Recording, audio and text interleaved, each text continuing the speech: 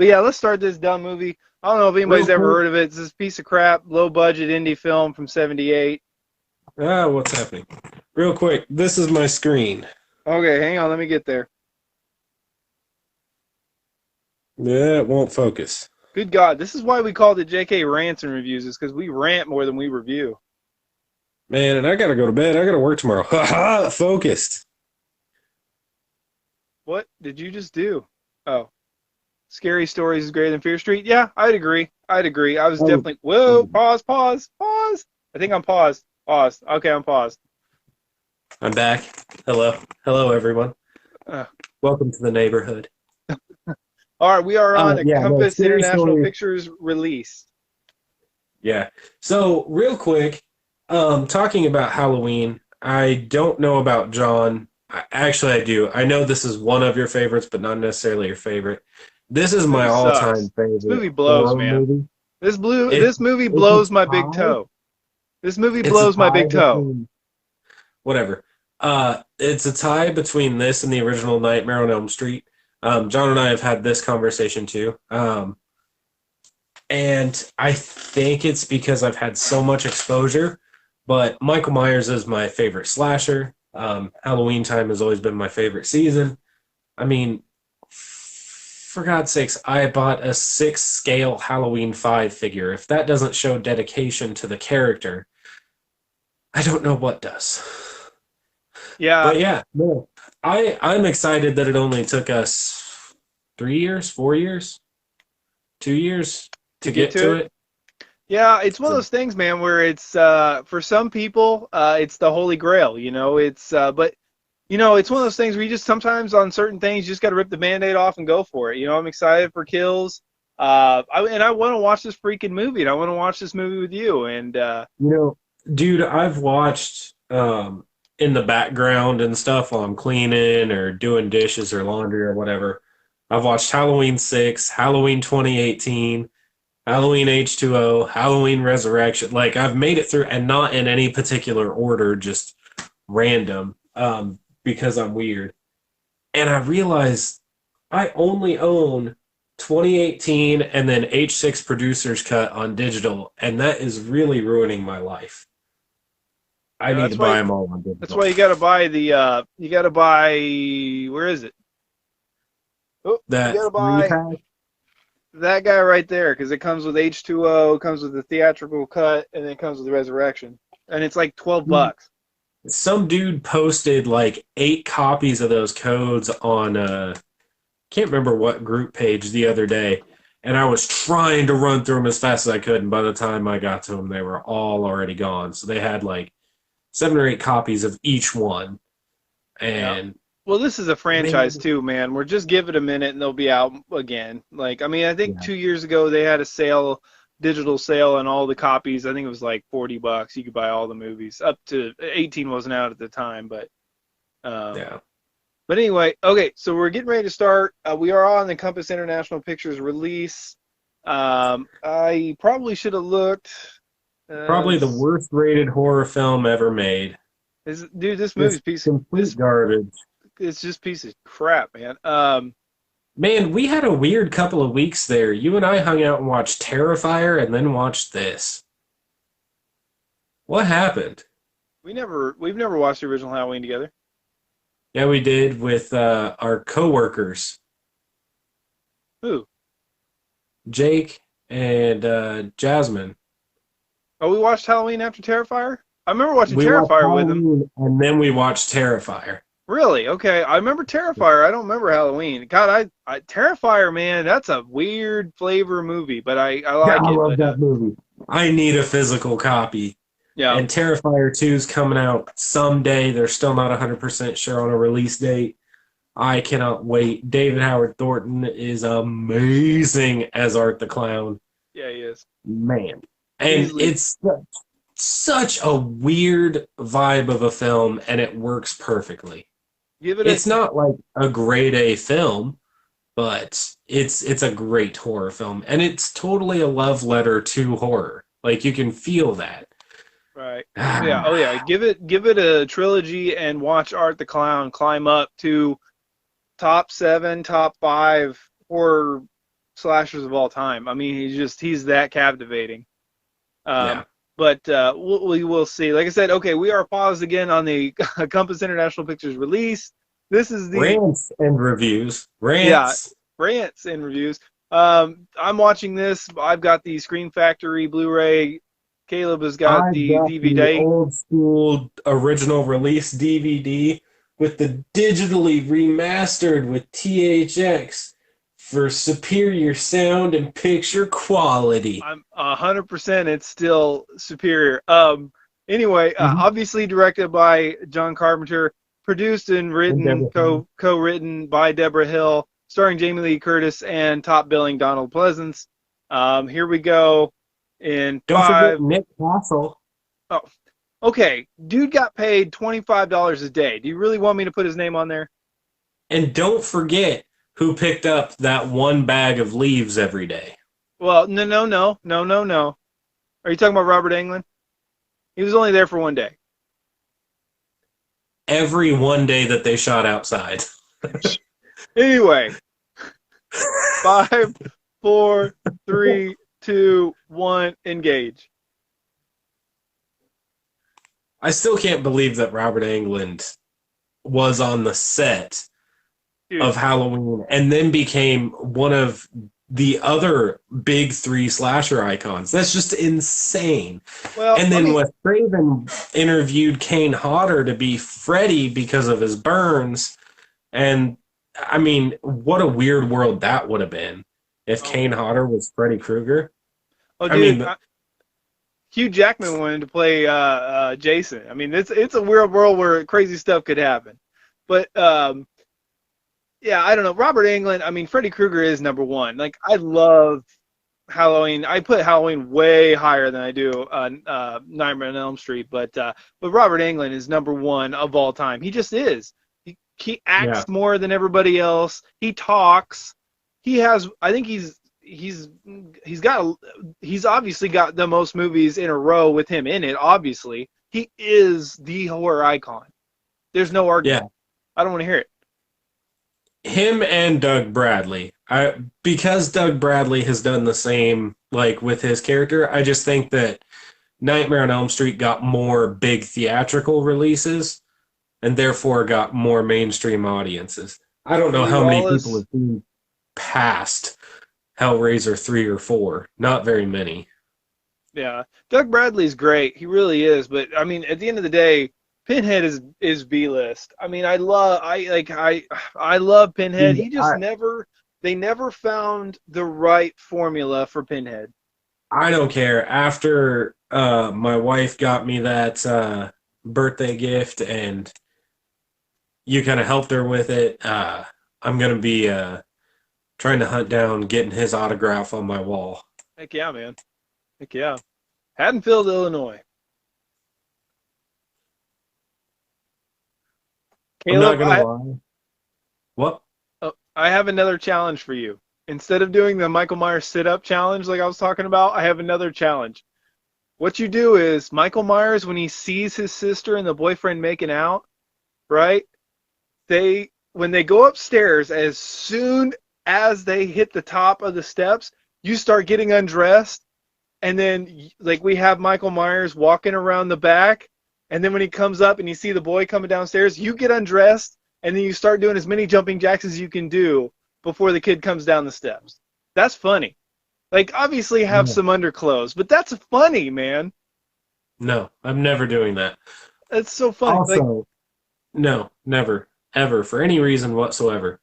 Side note, I can still remember the first time that I saw this movie and all the scenes that stood out. I mean, so what, like 95, 96 would have been the first time I saw this.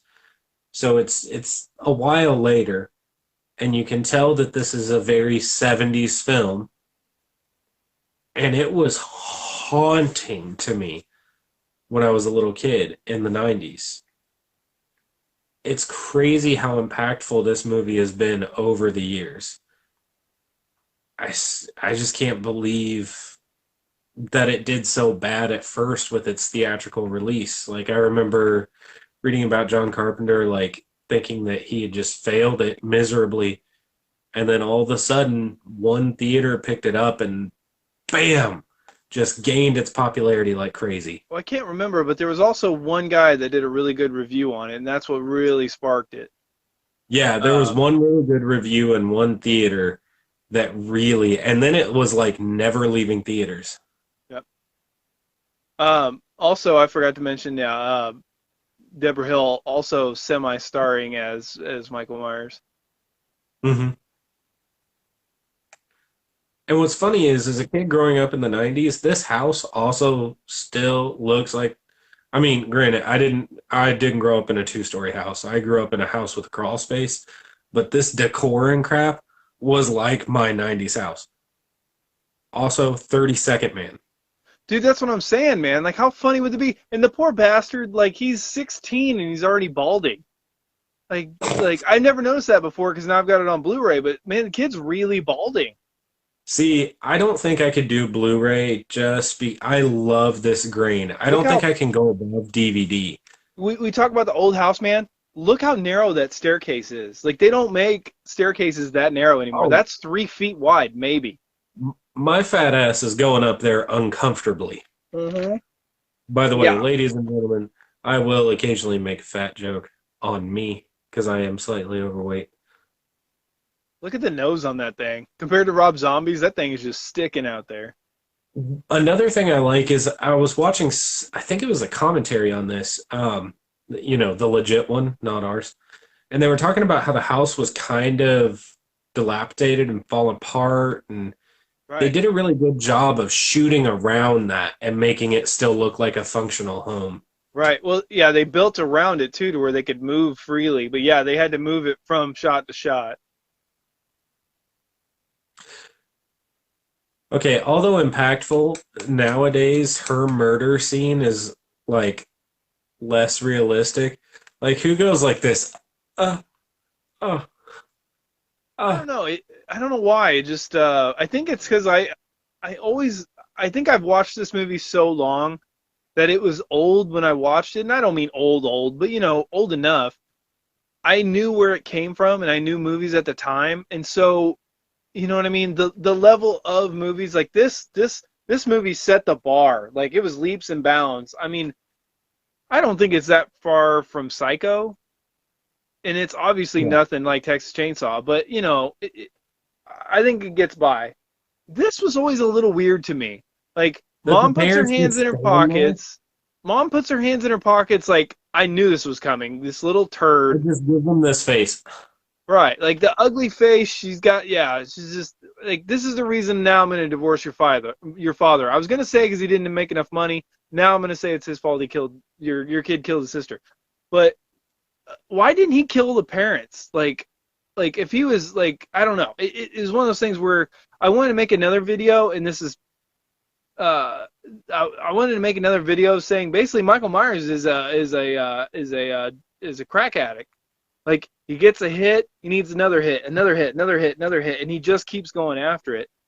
So Oh that's why my I think boy. this character works better. Like from this movie to 1981's Halloween 2, from this movie to 2018, I think it really works for that building of that need to kill.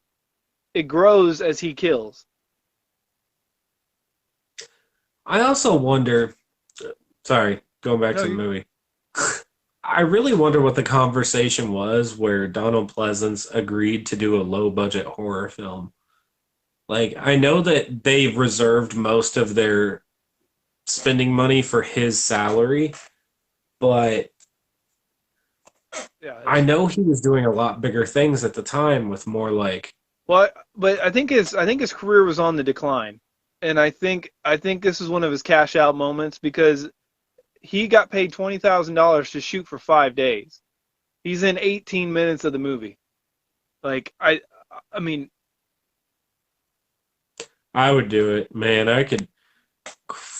That's more than half of my salary oh yeah, and for a think about it, year. 1978. Yeah, I mean Betsy Palmer. I need to look it up again. I know how much she made for the original Friday the 13th, but it's the same thing. She's in it for she probably shot for 3, 4, 5 days, and she sets the movie. Without Donald Pleasance in this movie, this movie's nothing. That's the thing about this movie that people don't realize. Without the music, this movie's nothing. Without the direction, this movie's nothing. Without Nick Castle and without Donald Pleasance, this movie's nothing. Donald Pleasance is the biggest part of that, and John Carpenter knew that. He needed some credibility to this movie, and so John Carpenter only got paid $10,000, and here he is paying this dude $20,000 for 5 days worth of work.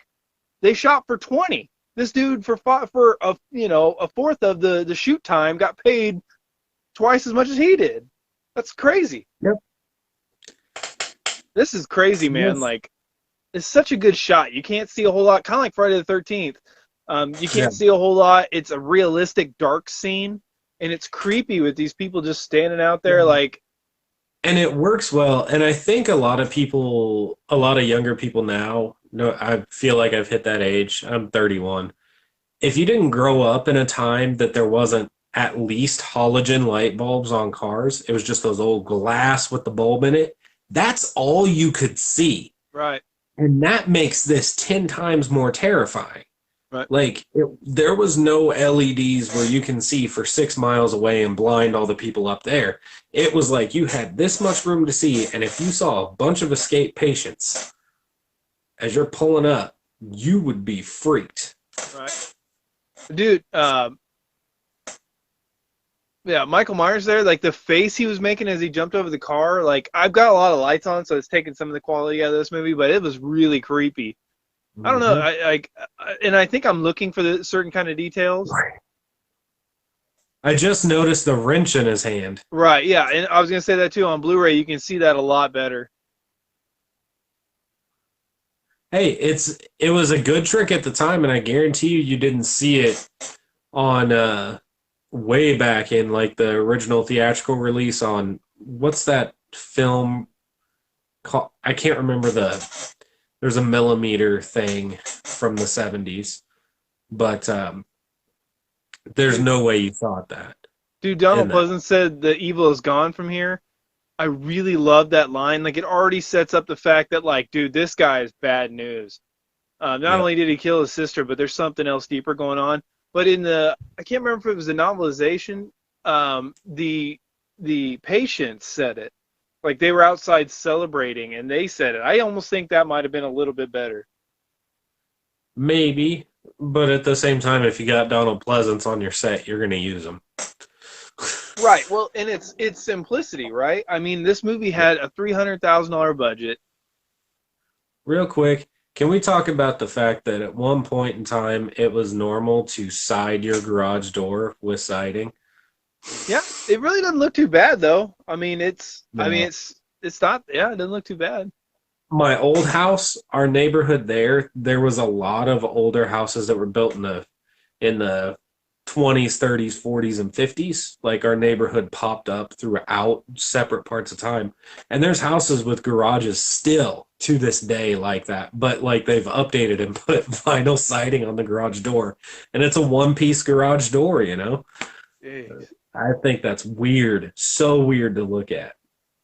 Dude, the framing of this movie is so good. Like having it to where it's open where she's gonna walk, and then the camera just slowly turns with her, but the way it zooms out, but then kind of zooms in as she gets. It's just so good. This movie's so good. Like, I know they spent a big part of their budget on their technology on the film, and it was smart. Like, way to go, John Carpenter. Way to use your money wisely. Which is probably why he took a smaller pay cut or a smaller paycheck, is to where he could afford more things like Donald Pleasance and better cameras and stuff like that. And he does a really good job of trying to make his shots hide any of the palm trees. I mean, you can still see them here and there, but he tried to focus so close into this neighborhood that you're missing the fact that this isn't a Midwestern type of town that sees a real fall. Yeah. He tries really hard with the budget he has. And of course, if you sit and nitpick, you're going to find the things and it might bug you. Here's my one issue with Nick Castle. This is my least favorite part of him in this entire movie. This is almost why I'd say that James Jude Courtney is almost a better Myers. Watch him sway. I don't like the swaying. I don't know why. Just that little rocking thing. I don't like it. I don't have a problem with it. I'm nitpicking on that, but like James Jude Courtney, I have like the dude nails Myers. I honestly don't know who I would put as my number one Myers. Say what? I honestly don't know who I would put as my number one Myers. Yeah, I mean it's Nick Castle. And I It just feel he like is the Nick character because Castle. he developed the character. He is literally the character. John Carpenter Yeah. told him like to be this villain, and he asked him like, well, how do I move? How do I walk, just move. He is the motions of Michael Myers. He wasn't trying to do anything. Yeah. Just imagine if they would have went with the clown mask. Oof. The movie would Hold have that rabbi. changed a lot.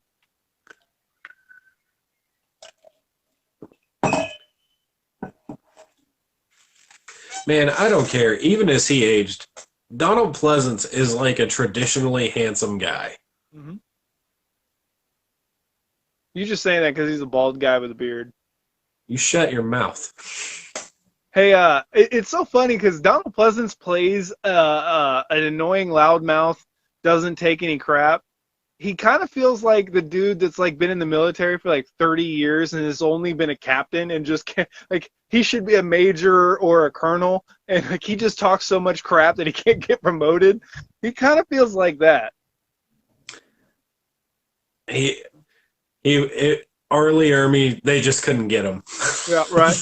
But dude, this part right here, this also leans into the fact that this movie focuses on simplicity. It's oh man, that's a good shot, man, especially in HD, man. You got to see it. Whew. I'm seeing I more of can this see it movie I've on ever seen, DVD. but this part right here, the fate aspect of Michael and Laurie, it's kind of like the Force in Star Wars. Why? Because the Force that led them there. It just is what it is. Using kind of fate in this movie kind of fills some plot holes. It just adds to the simplicity of the movie. Why? Because it's fate. It was going to happen. Like he was on your path, and that's what you got to go for. So, speaking to that, somebody posted in Killer Flicks, all frustrated about, well, if Michael and Laurie are no longer family in the new timeline, how do they get? Why was he stalking her? And I literally had to go, if you watch Halloween 2018, Dr. Sartain literally dumps him in front of her house. He wasn't going after her. She was going after him, and Right. then he got dropped off at her front door.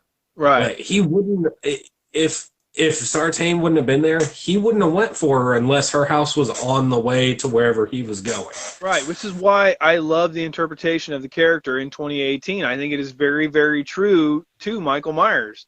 Like he Yeah. cared about Laurie in this movie because Laurie reminds him of his sister. Tommy reminds him of himself. It's interesting. Michael probably went to this school. He's following Laurie. Like it connects to his roots. He doesn't Well, care about also, anything in 2018. Like if he saw Laurie and actually recognized her, which I kind of doubt he even would. Like I just don't think he'd care enough at that point. well, But I yeah, would I say just think 2018 is so good when it comes to that.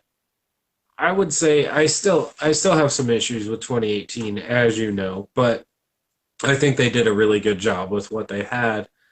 Um, I just it does get exhausting, the Laurie versus Michael. I think that the one chance that we had to escape it was done terribly, and that was Resurrection. Because at that point we've given up on most of the bloodline, and they should have went after Laurie's son, and that would have made a better movie. But Well, it's interesting that they pumped in so much time and effort to H2O. Oh my God, we got Jamie Lee Curtis back. Like we've got to do this, this, and this. We got to put some money into it, all this stuff.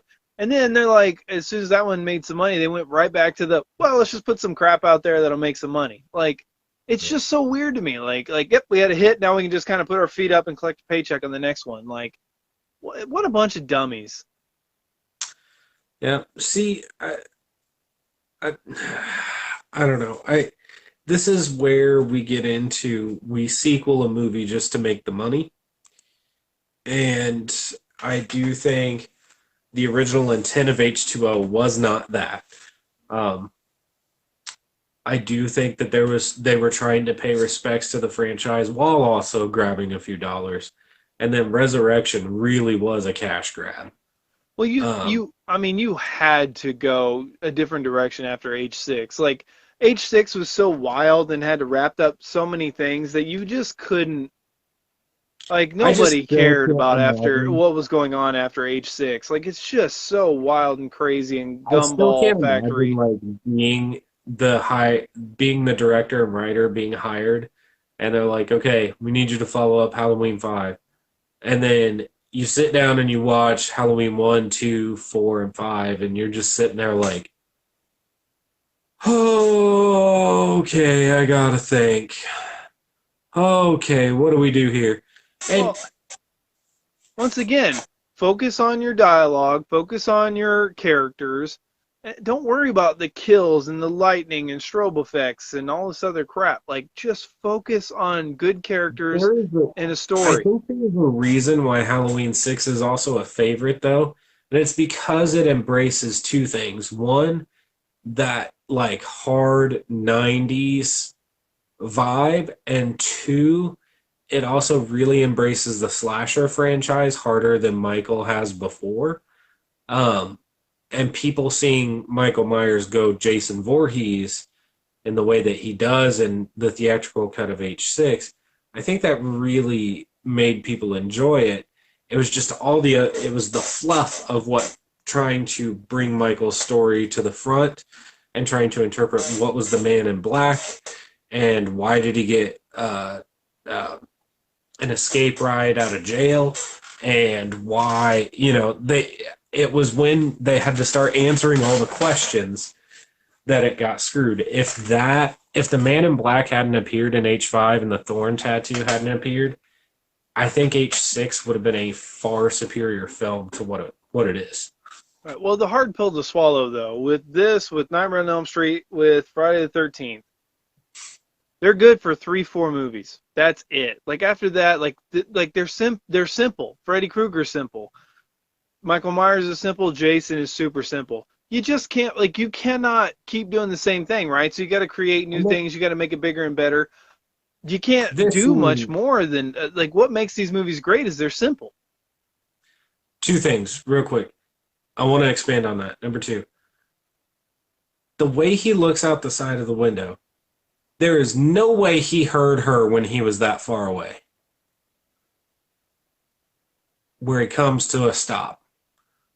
Yeah, I think that that's probably just a poor matching of editing. I think like she should have yelled it louder. I think Yeah. that's just a poor. It's almost like in voice acting, like you have to play off somebody else, and if somebody else is like blah blah blah, and you're like blah blah blah, like you know what I mean. I think it's just Yeah. a bit of poor editing on that part, but Yeah.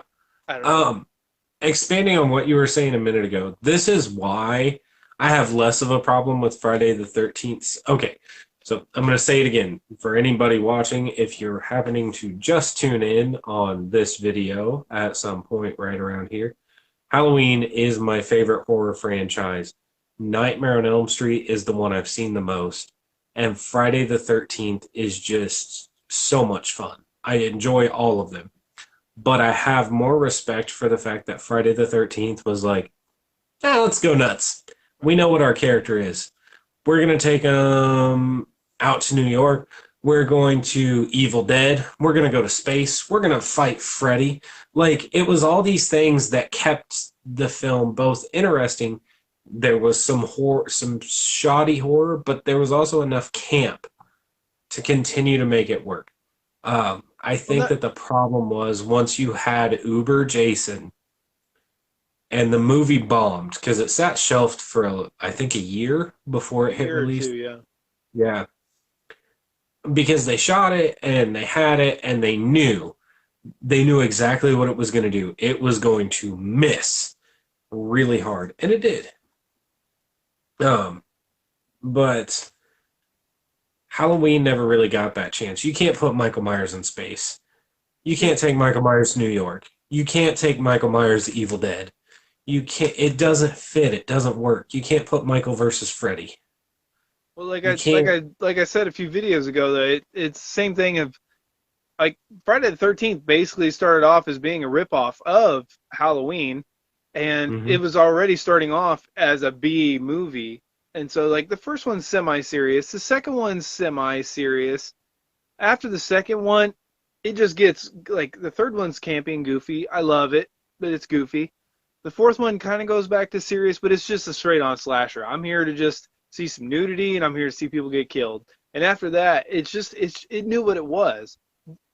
The original Halloween and the original Nightmare on Elm Street took itself so serious. It was such good quality.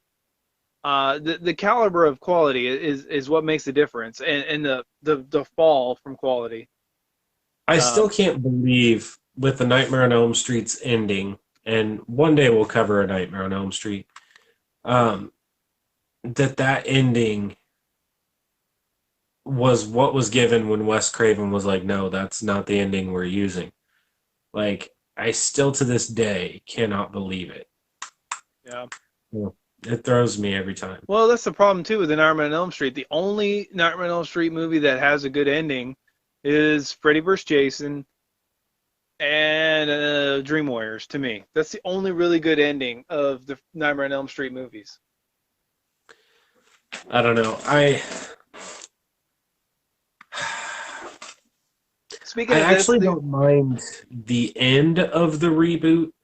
It wasn't that bad because it okay, was yeah. like updated, but I wouldn't put it as my favorite. The reboot sucks. I don't think we'll ever cover the reboot Nightmare on Elm Street I on would this rather channel. cover the reboot than anything after anything after three. I would rather cover the reboot. Never, never. And then I would rather watch 4 or 5. Freddy's Dead. You know I love Freddy's Dead. Um, I would. I think the only movie that I wouldn't rather watch is Seed of Chucky. God, never again, man, never again. But dude, watching this in high definition, like the scene with Michael Myers at the hedge, Hmm. he kind of has a peak to his hair that he doesn't normally have. I, So if I you don't really look, like that. the more that I've seen the original Halloween and the more I got into masks and collecting and stuff like that, you can see a difference in his hair throughout the different shots. This is a good I'm shot watching it on though. DVD. In the Yeah, sheets. yeah, really awesome shot. But Sorry. like you'll see people's masks, and they literally will do it scene accurate, not screen accurate. But they'll find a scene, they'll look at Michael's hair, and that's how they have the hairstyle for forever. Like the NECA Halloween 2018 has like what is it? 2 head sculpts? Yeah, one with no eyes, one with black eyes, one with eyes. Yes, but also the hair is just slightly different, correct? I And think also so, the yeah. Halloween 2, there's Blood, Tears, and Standard and Ben Tramer, but yeah, but the Blood, Tears, and the other one have slightly different hair. Um, Halloween 2 doesn't suffer from it as much as I think this one, but Right. I think it's just a couple shots where the hair's a little off, like right there. For some reason, I never noticed it was this much. It's like this, like it's not bad. I just never really noticed it till now. no. And I've seen this movie a lot, but like I've never seen this movie on high definition. So I'm looking for more details and things that I didn't normally before. Before I was just looking at the shot. Now I'm trying to look at like the mass details and everything else. So I'm really dissecting this movie more in my mind than I have before. But um, yeah, dude, like just imagining like 3 bags full of leaves and that's all you've got to work with. That's so funny to me to just think about the poor bastards having to collect those and And the orange painted squash yeah. playing Quake. Well, You're dude, playing Quake? I guess the people that own this house right here, that little I don't know, whatever that thing is right there is still there. and they will actually, from what I understand, give people pumpkins to hold to sit there and take pictures because people take pictures there all the time that they're really cool with it. They've embraced it. I think that's really cool. I think that'd be a really cool shot. Oh yeah, that'd be awesome. I think this movie could have used some more trick or treaters, could have used a little bit more Halloween vibe, but it doesn't suffer from it either. Like right now seems to be a little early for trick or treating anyway, and then the rest of the movie it doesn't really matter as much having trick or treaters. So I mean, there's those weird random kids that would go early, but Yeah. Man, I haven't played a Quake game in ages. I have no nothing on those, to be honest. wait, what got But too hard?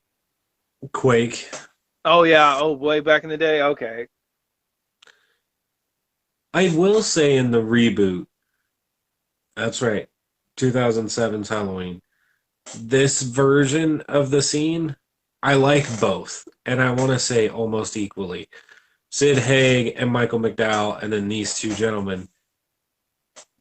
The dialogue here is better, but they're both shot extremely, extremely well.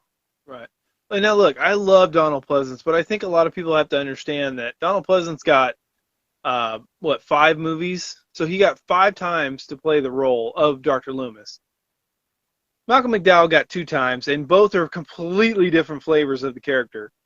In that first movie, if you do Halloween '78 to 2007 remake of Halloween, I think I think they're about equal. I think they're about even. Like, I mean, you can have your nostalgic, but if you take nostalgia out of it, if you take the subjective out of it and just look at it objectively, I think Malcolm McDowell is just as good.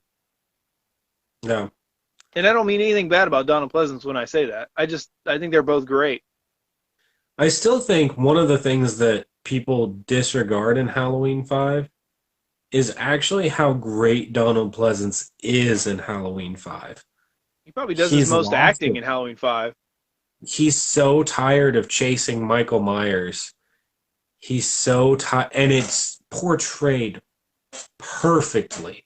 Right. To He puts see him himself in kind of harm's way spiral more. out of control, it's great. And I understand the movie Halloween 5 is, but I think that people need to watch it and look for his scenes Yeah.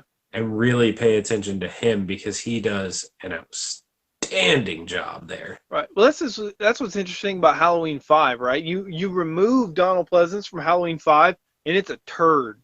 Like it has like it's crap. You remove Donald Pleasance from Halloween 6, and Halloween 6 still stands on its own pretty well. Like you put in another little character, a sheriff that knows the history or whatever it is, like a crazy mayor that's wanting to make sure nothing crazy happens. I think if you remove Donald Pleasance from 6, it doesn't suffer too much. If you move Donald Pleasance from 6 or from 4 or 5, it's crap. Wow. Real quick, this scene where he's talking about first off, if you roll your windows down and you were just getting high and your dad's a cop, he gonna know. Right. Also,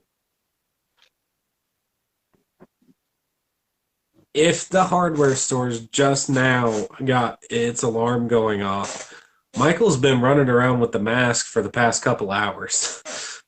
Right. Well, this is at the end of school, so he's been running around with it for like probably 6, 7, 8 hours, right? Hmm. Yeah. Or yeah, because the lawyer drops off the key and goes to school, and then at the end of the school, the bells are still ringing. That's kind of a continuity error. Yeah. I always knew that, but Because it you never it, got it it was never when really something that bugged me. But yeah, I could see that. I never really caught on to it until I was paying attention here and seeing him follow when he stops Tommy and they cut, like you can see just a little bit of the mask. And I was like, oh yeah, and then he was standing outside of the window at Lowry School. And then when he drove by, and I'm like, all those scenes he's masked, and they just now. He was masked at the beginning also. Yeah. When she rolls up to the door. Best part of 2018 was when the girl was locked in the cop car with Myers. Yeah, it was kind of interesting on how like you could tell he channeled his rage to Sartain and ignored Allison next to him. It's kind I it, yeah. I want to say that my favorite scene for that film is actually the long shot of Myers walking through multiple locations. I think that that was the way that they honored the first film, but also like Halloween 2, and there's so much that happens in that scene. And honestly, when he grabs that chick from behind and slams her head down and shoves the knife through her neck real quick, that was brutal. That Right. was brilliantly brutal. Yeah, my favorite scene, and it doesn't get talked out about enough in 2018. This is the stuff of legend that nobody talk. Well, I mean, they talk about it, but they let it go by in 2018. It is 100% original Michael Myers. The floodlight scene. He's there. He's Yeah. not there. You can't see him. Boom. He's right in front of your face. He's cutting you. Like he's running away. Stabs him. You see the breath come out of him, and then the shape hunts Allison hits. Wong. Like All right, Mr. Elrod, I'm leaving. right. That's my like. I understand there's some cheesy dialogue right there, but it makes sense to me. You're awkward. You're half horned up. You're drunk. I get that. But that scene right there is the best Michael Myers scene. It's top probably five of all time for me. I freaking love that scene. That's how you play with the shadows. That's how you play with your horror killer. Like, God, man, that was good. I still think it's crazy that this almost got the title The Babysitter Killer. Mm-hmm. Babysitter killers, babysitter killings, something like that. Yeah. Some of this scene is Deborah Voorhees. Oh my God. Um, oh God. Wow. I just brain farted Now so that's hard. stuck in my head too. Deborah Voorhees. I No, can't believe I just said that. Uh, that's uh, uh, Friday 5. Uh, why am I blanking on her name? Deborah Hill. Thank you.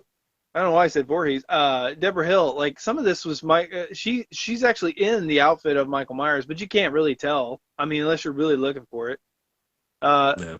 for Zombies' depiction of Loomis over 2018, I just prefer So like Zombies' depiction of Loomis. so like Loomis over Sartain, because I hate Sartain. I really feel like Sartain was a cheap way to give a shock. Yeah, I don't mind Sartain. I don't like that he had like a certain uh, I don't know, what do you call it? Like, right? He's got a certain like not an accent, but he's got like a deep voice, like a Tony Todd. He's got an iconic kind of voice. He's trying to go for a sinister. Like if they wouldn't have given him that, I could go for it a bit more. But it was a little on the nose of trying to be like Donald Pleasance. Modern depiction of, and I kind of like the idea of Sartain being the opposite of Loomis. Jabari, I don't know if this is what you're talking about with a better, more depiction, modern depiction of him. I don't know. I like that Sartain's the opposite. He wants to see what he would do. Let evil free. Like he's embracing it. It's interesting. Yeah. I also want to mention the fact that they find a dead animal. They know that it's still warm. Michael was there. Michael ate it. And I actually appreciate that that's one of the things that they kind of kept clear in all of the other films. Like it pops up in Resurrection, it pops up in the reboot, pops up in, was it 4 or 2? I can't remember. Um, but knowing that that's what he would do if he's hungry, like that's the character. He's an animal. He's not, yeah. And I also find that incredibly interesting that, you have Kane Hodder who jumps and says Jason wouldn't kill a dog. He wouldn't have any reason to. And I really wonder if that's true, because I guess in Friday 13th Part 2, that dog lived. Um, Well, but I feel like if human Jason got hungry, he might eat a dog. well, let's think about it for a second too. Like, oh, hang on. So good. No reason, no conscience, no understanding, rudimentary signs of life or death, good or evil, right or wrong. God! Kind of getting worked up, starting over again. Oh, motionless face, blackest eyes, the devil's eyes.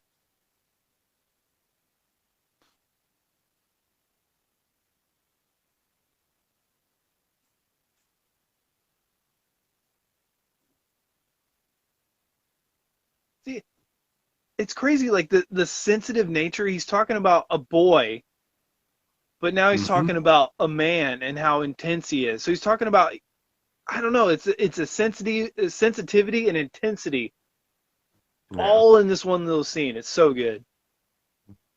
Keep your mouth shut and your eyes open. Thanks, buddy. So good. 13 seems like. Sartain seems like one of those crazy cult members. The only big con I can give it. Yeah, I can see that. Like, well, it makes sense, right? Like, he's in the twilight of his years. Like, Dr. Loomis, who he trained under, couldn't reach him, didn't understand Michael Myers. By trying to vanquish the evil and keep him locked up, that didn't work. So what would happen if we just set him free? Like, how evil is this dude? Would he change? Would he morph into something else? I really get the idea of Sartain being that other side of the coin, but at the same time, like, did it work out very well? No, but at the same time, when you have Michael Myers that kills everything in his path, it kind of makes sense that he wouldn't live long. Like, it still fits. Like, I understand and I completely agree with all the critiques on Sartain, but at the end of the day, I kind of like the other side of the coin to Loomis. Yeah. I don't know. I just, the more I've seen 2018, the more I find some of the things kind of obnoxious. I will admit, I think I saw it in theaters 3 times, 4 times, and I was really excited and I'm happy it exists and I can't wait to see Halloween Kills, but honestly, I think I'm more excited for Halloween Ends just because as much as I like the fast-paced like kill 'em all slasher films, knowing that they were talking about Halloween Ends being more of a slow kind of more reminiscent of the first Halloween, that really drives me in a lot more. Going back to the dog thing real quick, like you said, in the second one, Jason would definitely kill a dog and eat it. Like, that's what he is. He's like a hillbilly living out on the land. In the third movie and the fourth movie, he's not worried about eating. He's killing people until there's nobody left, and then he's gonna worry about something to eat. Michael Myers only kills the dog because the dog's making noise and coming at him. He's not killing the dog because he has to or wants to. Uh, he's just killing the dog to But shut it up, and he's killing but he another dog also to eat it. Like, yeah. So like it doesn't matter to him, he's gonna kill the animal and eat it no matter what it is. right. But um but I think it was Jason Takes Manhattan where Sean Cunningham, I believe, came up to him and said, "We're gonna have a scene where you kill the dog," and he said, "No, you're not. Jason won't kill that dog." I don't think Sean Cunningham was in Jason Takes Manhattan. I I don't thought he think was so. in the producer's chair for that one. Was he? I don't know. I'd have to look that up. I don't know. Threefold. Now here's the question: did Michael Myers mean to knock over the plant, or was it an accident? Was what? Did Michael Myers mean to knock over the plant? Did he get so excited that she took her shirt off, that he knocked over the plant? Like, I don't what know. what really did knock over that plant? You know, or was he trying to elevate the situation? God, underwear in the '70s was not sexy. Sorry, that's random, but it had to be said. Yeah, maybe it wasn't. This says written and directed by Rob Hedden. Yeah, Yeah, But Cunningham. I don't know how many he was involved with. I can't remember, but yeah, I didn't think he was in on Manhattan. I'd have to. There's certain things that are fresh, but yeah, see, like this dog rolls up on him. Hey, you shut your mouth when you're talking to me. He's got to put him down. but I do appreciate that, like the zombified swamp Jason, and the director's like, we're gonna have you kill the dog, and he's like, Jason wouldn't kill. There's no threat. There's no reason. Like, Right, why would he kill the dog? He's not after the dog. He's not gonna eat the dog. Jason's not gonna do that. right. Zombie Jason's not worried about anything, especially a dog. Yeah, But right here, Michael's all about like that intensity of the situation. He's building the high right to the kill. Like that's why I I think still like love Michael Myers this. is a crack addict. I think he's had his drug when he was a kid. He slowly kills as he goes. I think he's trying to relive his sister's kill, like the intensity of the kill.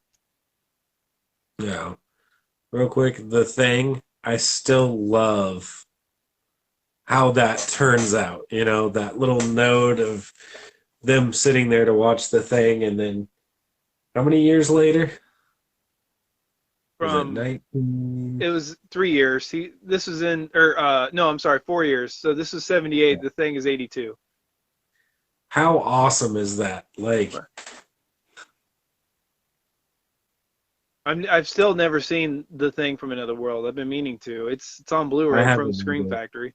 I watched, I think it was Dr. Wolfula did a three-part series on the thing, the thing from another world. Um, oh God. Yeah, he did. He reviewed all of them, and they weren't short reviews, which he usually does, like 10 to 20-minute reviews.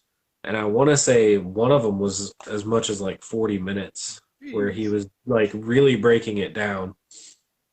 Uh, And I have an urge to go back and see all of them and just kind of watch them, but Well, and I watch a guy. I can't remember his name. Ah, I feel bad. I don't remember his name right now. But I watch him. He talks about physical media and things like that, and then he talks about new releases and stuff.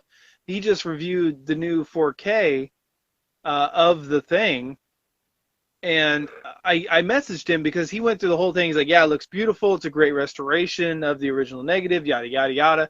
And I said, "Well, yeah, but how do the practical effects hold up under the scrutiny of extreme definition and 4K?" And he hasn't replied back to me. It films at home. There, that I remember it now. Great guy, Jeff, I think is his name. Super sweetheart of a guy. Um, but yeah, I'm like, it's great that the movie looks good, and I figured it would. I mean, obviously it's 4K, right? They went back in, they cleaned it up. But how do the practical effects look? Does it look nasty? Do I want it to be cleaner? You know what I'm yeah. saying? Like I've got it on DVD. Do I really want to upgrade to 4K? It's in my top. I'm just gonna say top 20 because I'm not gonna narrow it down. But I freaking love the thing, and I really want to buy it on 4K. But if I watch it on 4K and the practical effects look like garbage, even on the DVD, they look a little cheesy now just because it's so long ago. But they still look pretty great. I don't know, something I'm very nervous about. Michael in the background there is a lot clearer than he's ever been. I knew he was there, but it's a little creepier seeing the white and the blue and the. I love the lack of color in this movie. Once it gets to Um, nighttime, for sure. Real quick, going back to the whole like updated version stuff. That's where I do kind of have an appreciation. I finally watched the digital download T2 from the one you sold me. Um, and seeing that they did digitally enhance Arnold's face at the motorcycle chase scene Mhm. instead of the stunt double's face, which I mean anybody who watched the DVD version with enough knows that that was not Arnold. Right. But when you watch it on VHS, you can't tell because it's so far away, the cut of the film. But then the DVD came out and enough people watched it, and they were like, that's not Arnold. Right, it's very clear. And then I think one or two Blu-ray editions got released, and then we got the uh, digitally enhanced Arnold face back in some of the stunt double scenes, and they did well there. But there's something different about 80s, 70s, 80s, and even some 90s gore and effects that if you go back and you enhance it, it's just going to look bad. Right, and And especially if you don't there's take the time to get rid of like the wires and it's like certain things that hide the movie magic. If you just like I don't show it remember. in how it was, like you have to clean it up a little bit. Yeah, I don't remember which cut of Alien it is, but man, I think everybody knows exactly what I'm talking about. You see the wire, you see the alien before he's actually supposed to be seen, and it just kind of takes some of that oomph out of the film. I want to say it was it the first remaster? I don't know. Everybody that's seen the 4K, from what I understand, the 4K is amazing. They do say though Oh that yeah. it actually does make it look like it's so clean that it does kind of look like a dude in the suit. But they say everything else is so amazing that it's worth the upgrade. I have the quadrilogy on Blu-ray. I'm pretty happy with it. I have it And then on I've yeah, DVD. and then I've got Prometheus on Blu-ray and I've got Covenant on 4K. So I'm pretty happy with that. I mean, to an extent, like I understand being a collector, and that's fine. You collect everything you want, keep going, buy every copy, cool. But it's weird to me, like, how do you sell? I mean, Halloween, the original 78, has already come out on 4K. Now you're bringing it out again on 4K. Like, how do you keep making money on this stuff? I don't Limited know. It's edition weird. prints, posters, things like that. So, on that topic, the Shout Factory is releasing one, two, three, four, and five. Halloween's one through five. 4K editions with Blu-ray and limited edition artwork.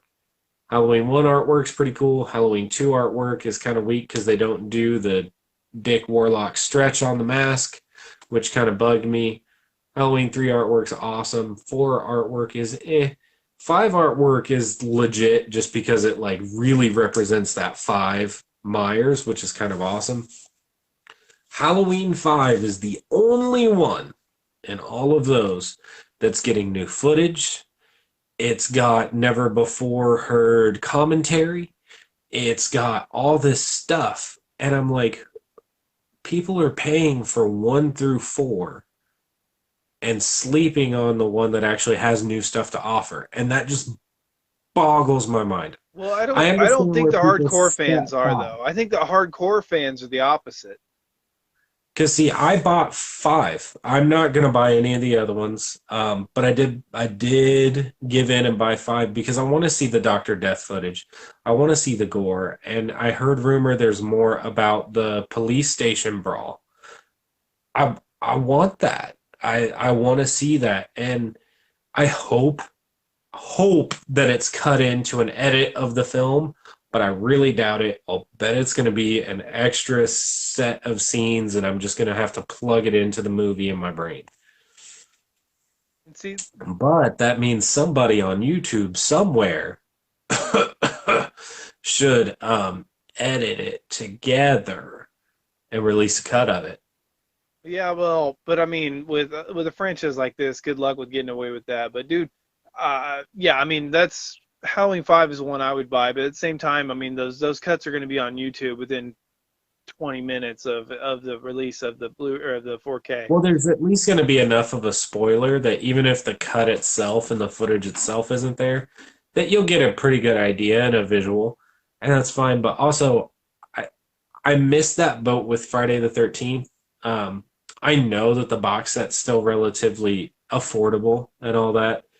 I just that's a lot of money to drop, and also now since I did buy this version of Halloween 5, now I'm kicking myself for not having that additional footage from Friday the 13th Part 2. Um, You can just look it up on YouTube, man. It's a low quality yeah. anyway, and it's not into the movie anyway. And the lost footage of 2 doesn't make any difference. Hang on, I really want to talk about this real quick. the whole movie's keeping Michael Myers at a distance, and now here he comes to strike. I love it. She's like, something's weird here. Like, why I can't I love see? how Like, what's going on here? Is it dirt? I Oh, love how she notices that, but doesn't notice that she was locked out of the car a moment ago. Because that's a very human thing. How many times have you left the house and been like, did I lock the door? right. Did I shut the garage? Did I leave the back door unlocked? Did I Yep. leave the window cracked? Well, and look, like once again, simplicity. You hide things. You expand on it in the background. Like you get a side shot right here of Michael Myers' mask, and then you can only see Michael Myers' mask like in. She kind of goes cross-eyed and just leans on the. That's fantastic. But you can't even see his mask very clearly right there because it's got all the fog. Like No. I don't know, man. Like the subtleties of this movie are just amazing. And see, this is part of what makes John Carpenter a horror master. He understood how to build this character and build the setting around him and use that. I feel like, that's kind of what sets the big three away from some of the other slasher villains is with their original directors and their big time directors like Friday 4. They knew how to use these characters properly along with their setting and play the long game with them. And without those, wouldn't be as big of a deal, like at all. I can't believe how good these kids are too. Like you really buy. I mean, for 1978, you really buy that they're just kids messing around watching a movie. It's weird how Michael takes her through the front of the house. Like she was already towards the back of the house. Why wouldn't you just? He kicks the door open. Why wouldn't you just take her in the back of the house? There's got to be a back door. It'd have been funnier if he used her to push through the door. Right, just like head first, just rams her through it. I still have to say this being one of my top two slots for favorite horror film of all time. I don't know why the older I get, the less I reach for it. And that makes me kind of feel bad. Like I tend to reach for Halloween 2 a lot more, Halloween 4 a lot more. Um and even like the producer's cut of H6 just because it's so different and still kind of new, I think. And even Halloween 2018, I think I've had that play in the background maybe 15 times in the past 6 months. Well, Just, once again, going back to the idea of this movie is simplicity. Why is Michael Myers killed? Because he's a force of nature and because he wants to. You know what I mean? Donald Pleasance, the fate thing, like all of it's very simple, right? It also kind of leads to its detriment that once you've seen it, and you've watched it so many times that the movie's so simple, you just remember it, which doesn't mean it's not great and it's not the best one of the entire franchise. It just doesn't wow you if you're not completely wow, focused. wow, going back to last week. Right, right. But if you're not focused on the movie and you see like because this movie's very subtle, right? Like Myers Yeah. stands up, the music hits, like right there with Donald Pleasance smiles. It's kind of a cutesy, douchey kind of thing. If you're not paying attention to the movie, it kind of just goes over your head. Like it's just not flashy, which is not bad. It's just I can understand what you're saying, and there is some reasons for that. Um, Yeah. Like, I also think that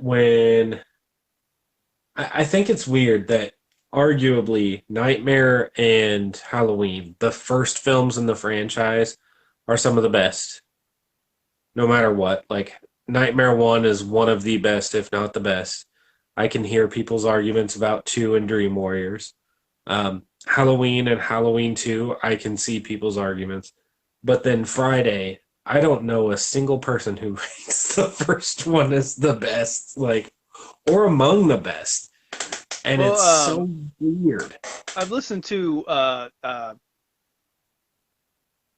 Dave McRae, and Dave McRae actually has the original Friday the 13th as his first one, mostly because of the camp setting. because of the shots at the end of the movie.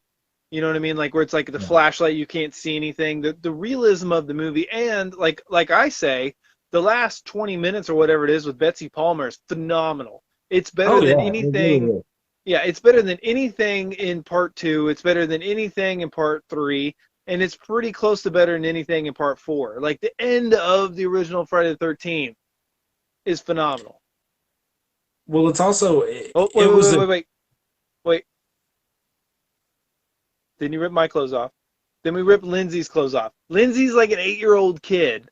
Now I know a lot of people have highlighted this, but what I really think was the problem was I think the actor just said the wrong thing. I want to look at the script. I've been meaning to look at the script to see if that was in the script because I bet the actor just said the wrong name. I have to believe that the actor just said the wrong name. I hope, I really hope. Had to have. Yeah. I don't know, Totally. man. Take a shot every time she says totally. No, I have water. Um, Oddly enough, something that I keep coming back to with this is there's no way to top it with Halloween. Um, Halloween Kills is going to be a better entry in the franchise. It just is because Halloween 2018 was.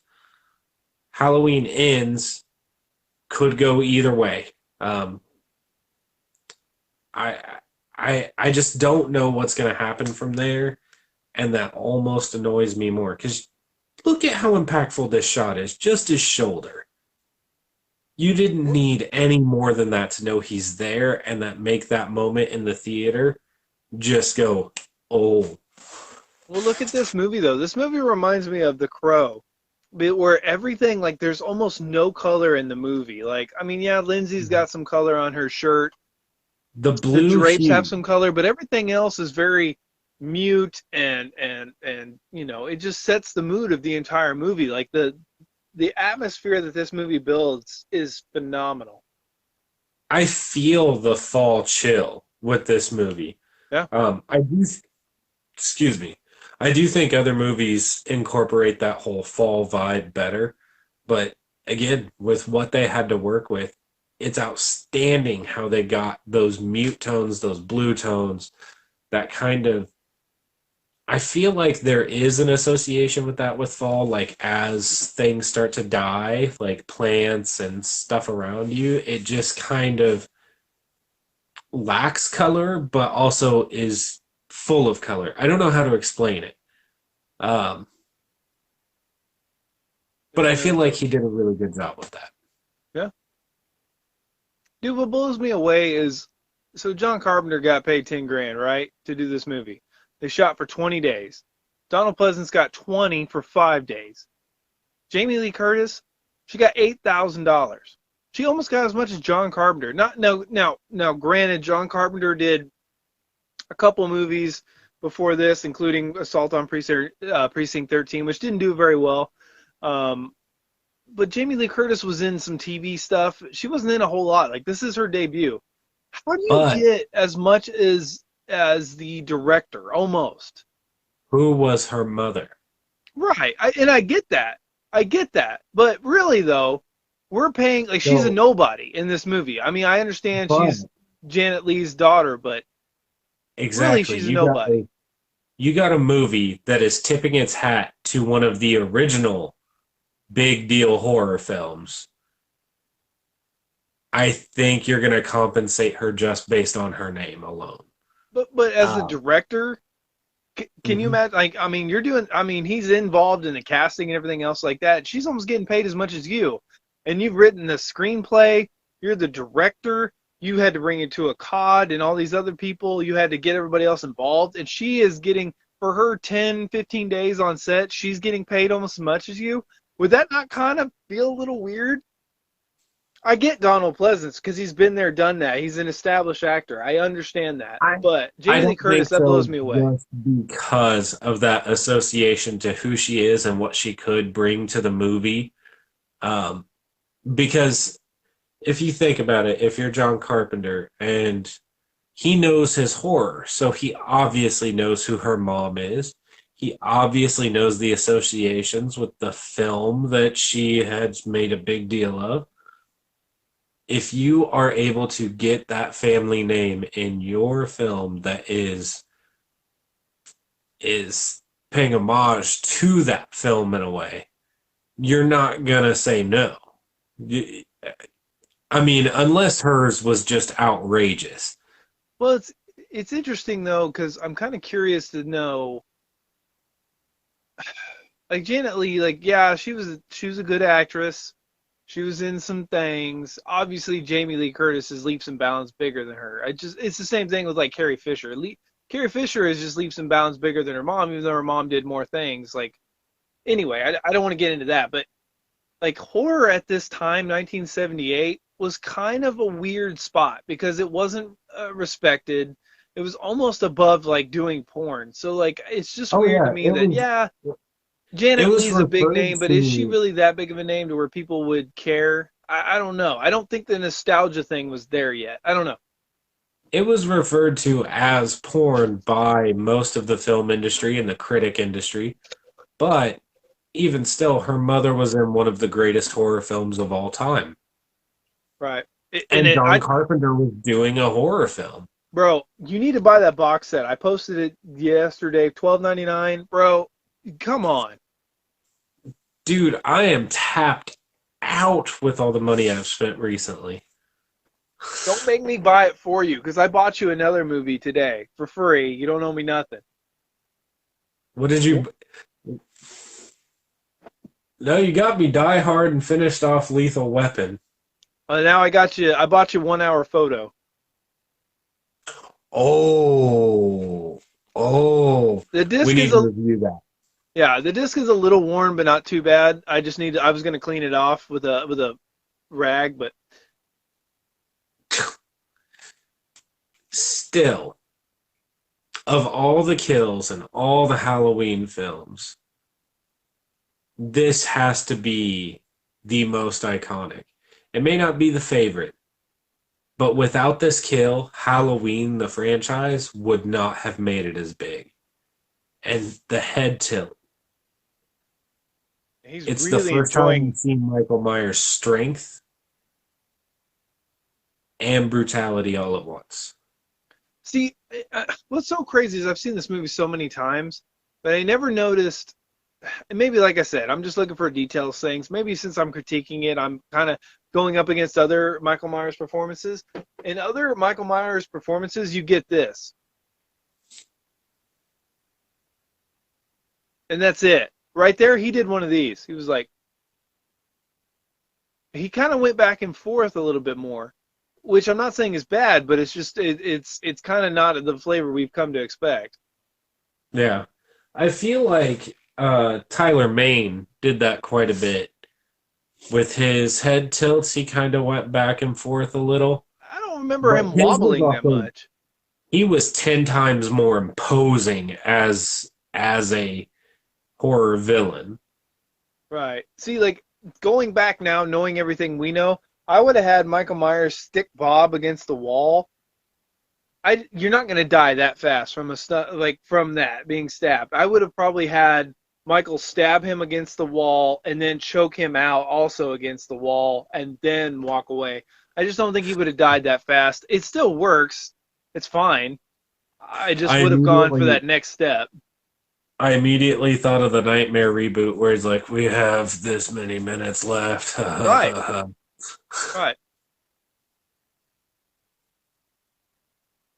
Again, a bad movie that had good things in it. Nightmare reboot is just I can't get over the what they did right and what they did absolutely wrong. Kills me. Kills me.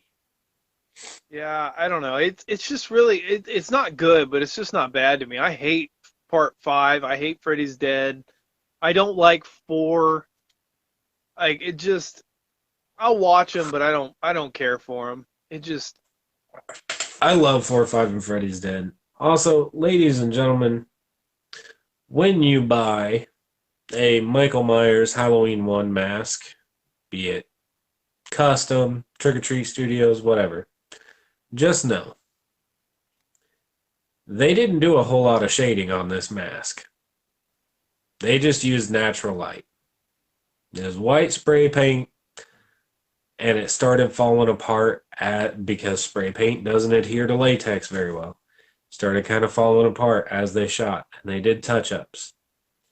So it's crazy to think that it's a stark white mask that literally was just kind of deteriorating as they were shooting. Well, and that's why you don't see the mask very clearly until right there. And now it's very, very dark. I think we've grown so accustomed to seeing the Halloween 1 mask trying to reflect what's seen in the shadows, like with the darks and all that throughout the mask, that when we look for them to buy and we see it just white, it's just too shocking because we're used to the dark scenes and stuff like that. But well, and the details being brought out from the contrast of the lighting. Yep. Like, lighting. What's weird about high definition? I never really noticed that Donald Pleasance's beard is a lot grayer in this one, because I always felt that from this movie and 81, 3 years apart, that his beard was a lot grayer in 81's Halloween 2. So it's going to be interesting when I go back to watch Halloween 2 on Blu-ray. Does it look similar? Is it more gray? Because I always thought in this one it was a little bit more black, but it is very gray in areas. Yeah. Like, he was standing there for an hour and a half and didn't notice the car right behind him. Come on, man. Just noticed it.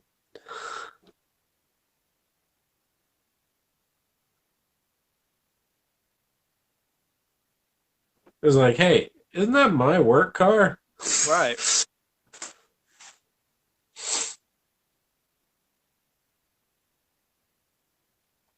Like, this girl knits. Like, she's so born an old lady that she brought her knitting supplies with her. Like, oh my God, man. Like, how bored are you? I get that they didn't just have Facebook on your phone back in 78, but I would read a book or take a nap before I would just be like, yeah, I'm just going to sit here and, like, do a throw rug real fast. See, I think that they did a good job of portraying her as that, like, innocent person, but the knitting thing is a little too far. Yeah, right. Like, God dang, you were really old and innocent.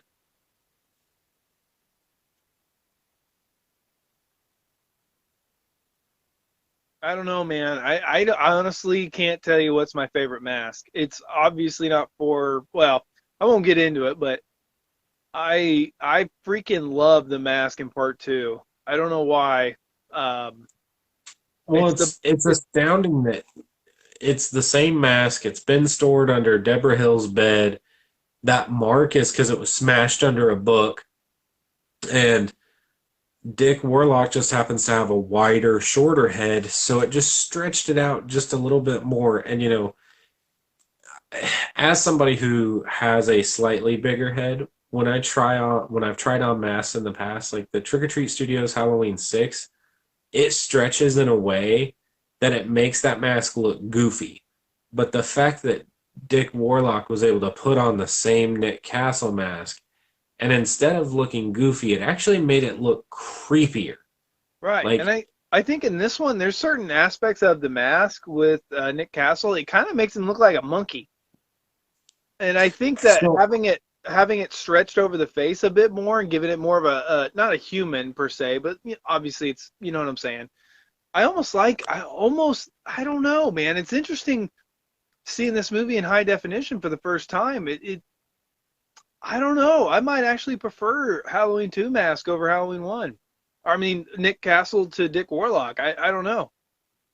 Yeah, I mean, it's really strange that you can take the same mask and get both of those. Because in this movie, yeah, it's almost... So Nick Castle, it seems like he has a longer, skinnier face. Mm-hmm. And that's why it kind of, like, it flows off a little bit easier. And with Halloween 2, wider, so it stretches. Halloween 2018, it is a mold of, I believe, James Jude Courtney's face Yeah, it that is. and so it's meant to fit him. Um, And it looks good, but I think for whatever reason, 2018 just has, I don't know what it is. It has no flavor. I think if Rob Zombie's movie wouldn't have come out with the decaying older mask, I think 2018 would be a much more impactful for me. But since it's already been there, done that, and it to me the 2018 mask looks nothing like the 20 or looks like nothing like the 78 mask. I get that they're supposed to be related. I don't see it though. I think that I don't know how much you know, so I don't know if I want to say this. Yeah, I don't want to spoil anything. For what? For kills? Yeah, Yeah, don't spoil anything. I've made it this far with very limited spoilers. I'm trying not to, but the anyways, the 2018 mask, what bugs me is as somebody who has had masks, I know how they rot, I know how they tear apart, I know how they weather and age. And as cool as the 2018 Myers mask looks in on screen, that is not how they fall apart. That's not how they age. That's not how they weather. They do not wrinkle like skin, Yeah. which the 2007 Myers mask is a little more accurate. It's still not accurate. Um, I honestly think if they would have done, I think it was somebody found the original mask and did the photo, and the lips are kind of falling It's apart, and bad. there's like the crack going down the neck.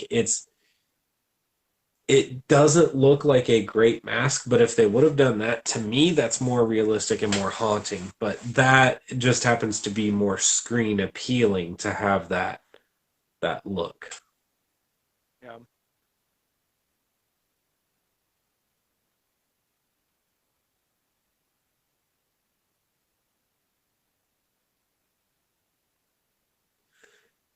And see this, our beloved daughter Judith Myers. I feel like that's what made it easy for John Carpenter when he was having his writer's block to go, let's make him related.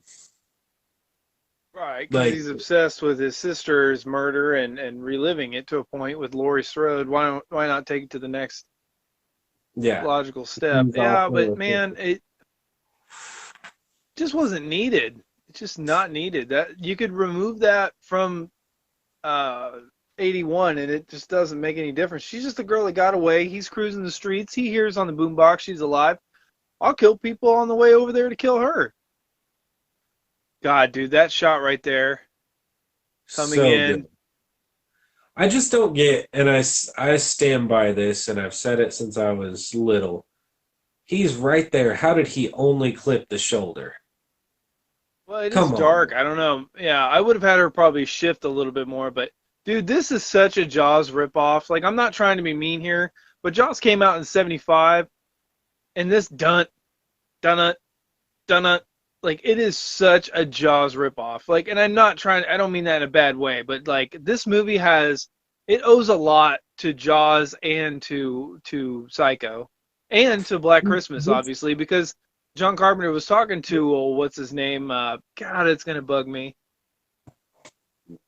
Guy who did Black Christmas, and basically like they had a conversation of if a sequel was done, put it on Halloween. That would be another holiday horror movie. Anyway, so real quick.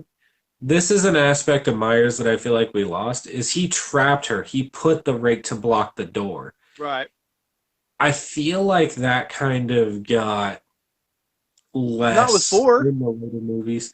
Not with four, but a lot of them kind of skip that aspect where he would literally trap you. Well, And what did he do with the security guard in two? Because he lured the security guard out there. What was wrong with it that the security guard had to go check on? I don't remember. Yeah, I can't remember now all of a sudden. But that was blatantly like if I chase her here, she's boxed in and I can get her. Yep. It just shows that he knows and he's smart and he's aware. And I kind of hope that I didn't feel that much like that in Halloween 2018 because he wasn't in a setting long enough to do something like that. Maybe in Kills or Ends we'll get to see a little bit of that. Well, he did it with the dad, but he just shoved him in a closet. There was really no reason for putting, like, that was a dumb part of the movie. There's no reason to shove him in the closet. Like, who cares? Like, why would you put him up there? That was a It, Friday the 13th Part 4 move if I've ever seen it. yeah. Well, it's because I mean, it was a shocking thing to put in a trailer. I think that's why they made a dad pretzel in the closet.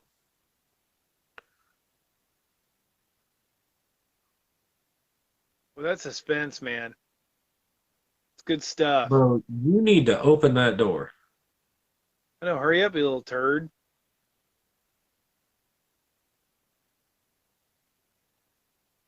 Like, he wasn't listening. He has no clue what she just said. He was busy talking. He was not paying attention. I don't buy for a second he actually was listening to her words.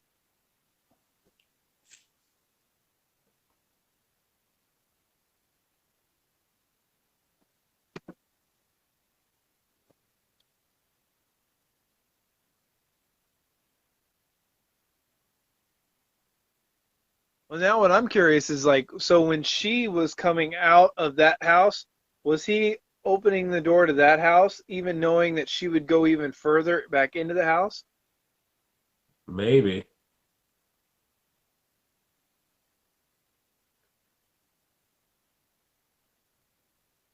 Double tap, double tap, double tap. Right. Like, that's not killing anybody. Mm-mm. It's hurting. It don't feel good and it's gonna bleed. But he ain't dead.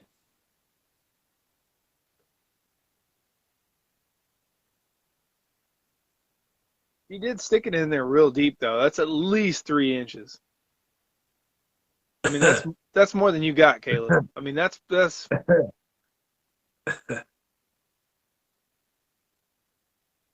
at the size of that knife. Like, good Lord, that thing's massive. So, also, why are you throwing it on the floor? Like, if you're not gonna double tap, at least be prepared. Right. Like, Well, but it fits her character to this point, right? Like, she was not equipped to meet him. She's thrown into this. She had no idea it was coming. She's got, I mean, her needle stuff there. She's not the kind of person that would be prepared for this, which is why she probably could overreact for 2018. yeah. She was underprepared. She didn't take it serious enough, so that she overprepares for everything else after. I do think a better representation of Laurie Strode is in Halloween H2O. I think that's just a more natural. Like, she still had a gun, but she was tormented, trying to move on with her life because it was 20 years later, right? Now it's 40 years later. I think she'd be more like Laurie in H2O. But getting back to I this can movie, see I I can see both as accurate. I mean, yeah, There are people. some people are gun nut survivalists and never had anything happen to them. Yeah, but also I do know there are people with like extreme PTSD who do that stuff.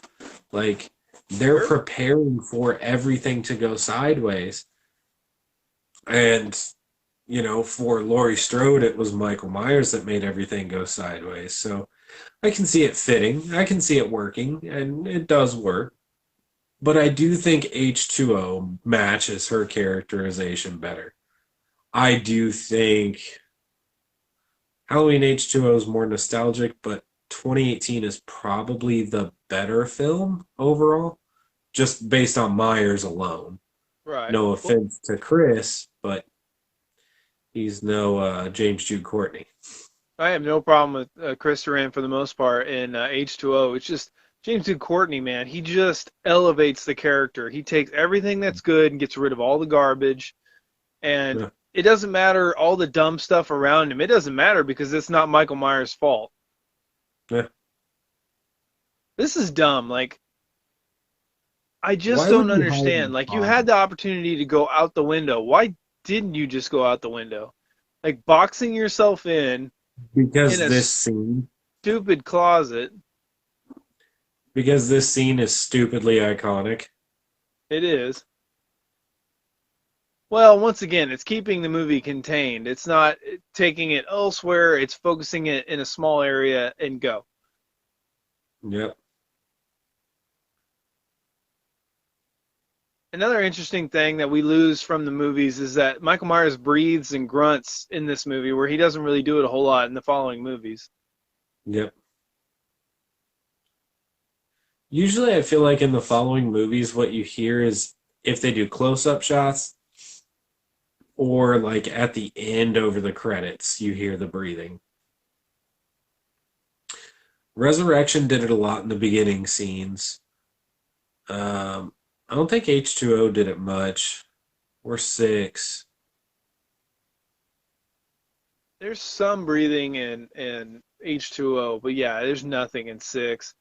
I don't think there's anything in 4. I don't remember anything in 5. But once again, they were really tapping into the supernatural aspect of the character to where they just felt probably that, look, by now he's basically a zombie, doesn't need to breathe. This No, was still saying, like, this is a man with creepy thoughts, creepy ideas, stalking people. Like, it's still trying to ground the character. God, the shot here is so good, man. Like, the natural lighting of this movie is just so good. Like I buy the lighting in this movie in every scene. Like right now, just enough to just kind of see what you're doing in the hallways. The natural lighting in this movie is fantastic. it really is.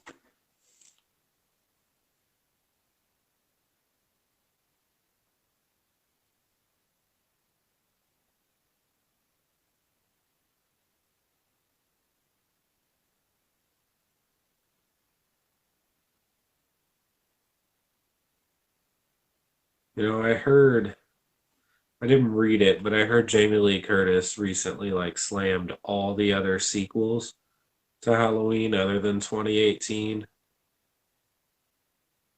I just think it's weird because honestly, without those, I feel like her career wouldn't have been half as successful. No offense, but Halloween 1 got her name out there in horror. Halloween 2 really spiked it.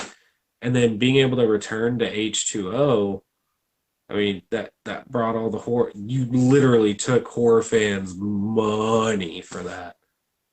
I love this like coming back to life bad guy thing here. I love it so much. But I mean, in the end of the day, I hear what you're saying. But you know, to be fair, like yeah, should she be respectful? Probably. Like she probably shouldn't say anything. But she's a fan too. She's entitled to her opinion. And to be honest, let's look. I mean, 4, 5, 6. I mean, they are inferior films. Money, quality, actors. Like, I'm not trying to be mean here, but like, you know, they're inferior films. Here's Tony Moran. And that's all the Tony Moran that's actually in the film. So, That's it. ladies and gentlemen, when he claims to be the first Michael Myers and then crap all over Nick Castle publicly, remember, that's the only scene he was in. Yeah. Dude, Michael Myers was actually ninja blocking those bullets. He wasn't shot 6 times. He was blocking the bullets. Shot him 6 times. Well, dude, you also have to. What's crazy is like Nick Castle got paid $25 a day. James Jude, Tony Moran got $250 for 3 seconds. What's the boogeyman?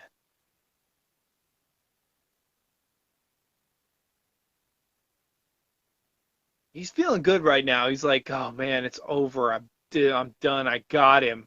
I can stop the madness. And He's then he like, looks down. he's just like, I got to check on it. And he's like, oh God, I just knew it couldn't be true. It's almost like, in part, what is it, 4 or 5, where he's like, I knew that hell wouldn't have him. Like it's kind of that. Like he knew it was kind of, like, God dang it. Like he just knew it couldn't be that easy. So, this is the other thing. I feel like a lot of movies really try and tie up your horror ending with a bow. They didn't here. Right. They didn't. It is open ended. And for the time, like, that was kind of a big deal. He's still out there. You don't know where he's at. You just hear the breathing, and that was a nice callback in 2018 when they did that. Well, can you Um, imagine, man, if they didn't do a direct sequel to this movie and if they just let it sit for 5 years and then in 5 years Michael Myers returns randomly one night to Haddonfield, just like in 2018, he's just targeting everybody, killing everybody. Um, can you just imagine, like he's the boogeyman that randomly comes in on whatever Halloween night that he feels like it and kills people? oh, oh, sorry. No, that's good. What Michael, age 23, Tony Moran. He's not 23. Like Michael, age 6. There you go. Yeah, Lori's father, the dude that was in there for like 10 seconds, got a credit. That's crazy. That's why this movie's so good. The music's simple, story, everything is just so simple. It works. It builds on suspense. The music crushes it. Uh, Everything got extremely complicated after that. I and again, taking it back a little bit, I feel like that's how Friday the 13th got away with it, is they had just enough camp to make it work. Whereas the Halloween series started strong and harsh, and if you bring too much camp into that, it fails. Like Halloween 5, Halloween Resurrection. It doesn't. I mean, there's people like me who still enjoy them for what they are, but I can also look at it and go, "Shit, this doesn't fit. It doesn't work." Um, yeah, it's tough because I don't know, when you get so passionate about a franchise and you just love certain aspects, and most of the time it happens in the first few movies because that's where they haven't had to go crazy. They haven't had to jump the shark yet. They haven't had to do that thing. It's just hard to detach yourself and just watch the movie you're watching. Like it's the same thing we were just talking about earlier with Candyman.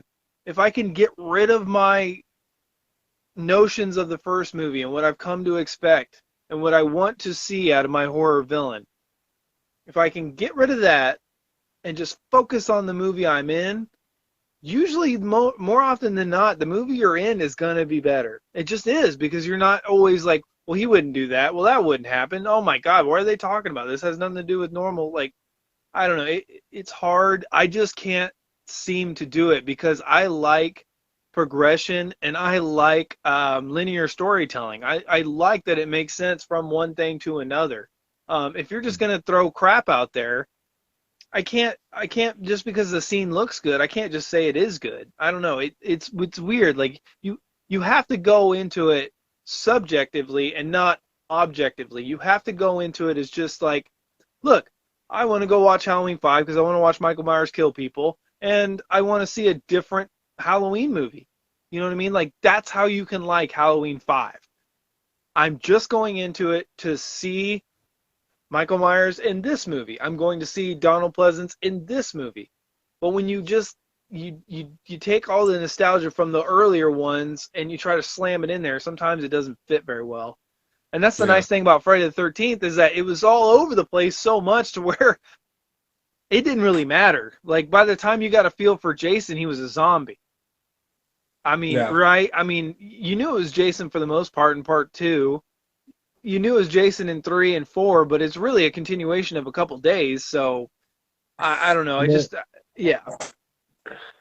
I think a lot of people too.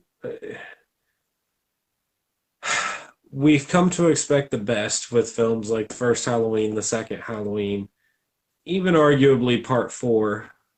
Um, and then you get entries that fall flat. And again, unless you're a fan, like a super fan of the franchise, you're not going to want to watch those. And you may not even want to see a continuation like 2018 just based on the fact that the last one you saw was a Rob Zombie movie or Resurrection.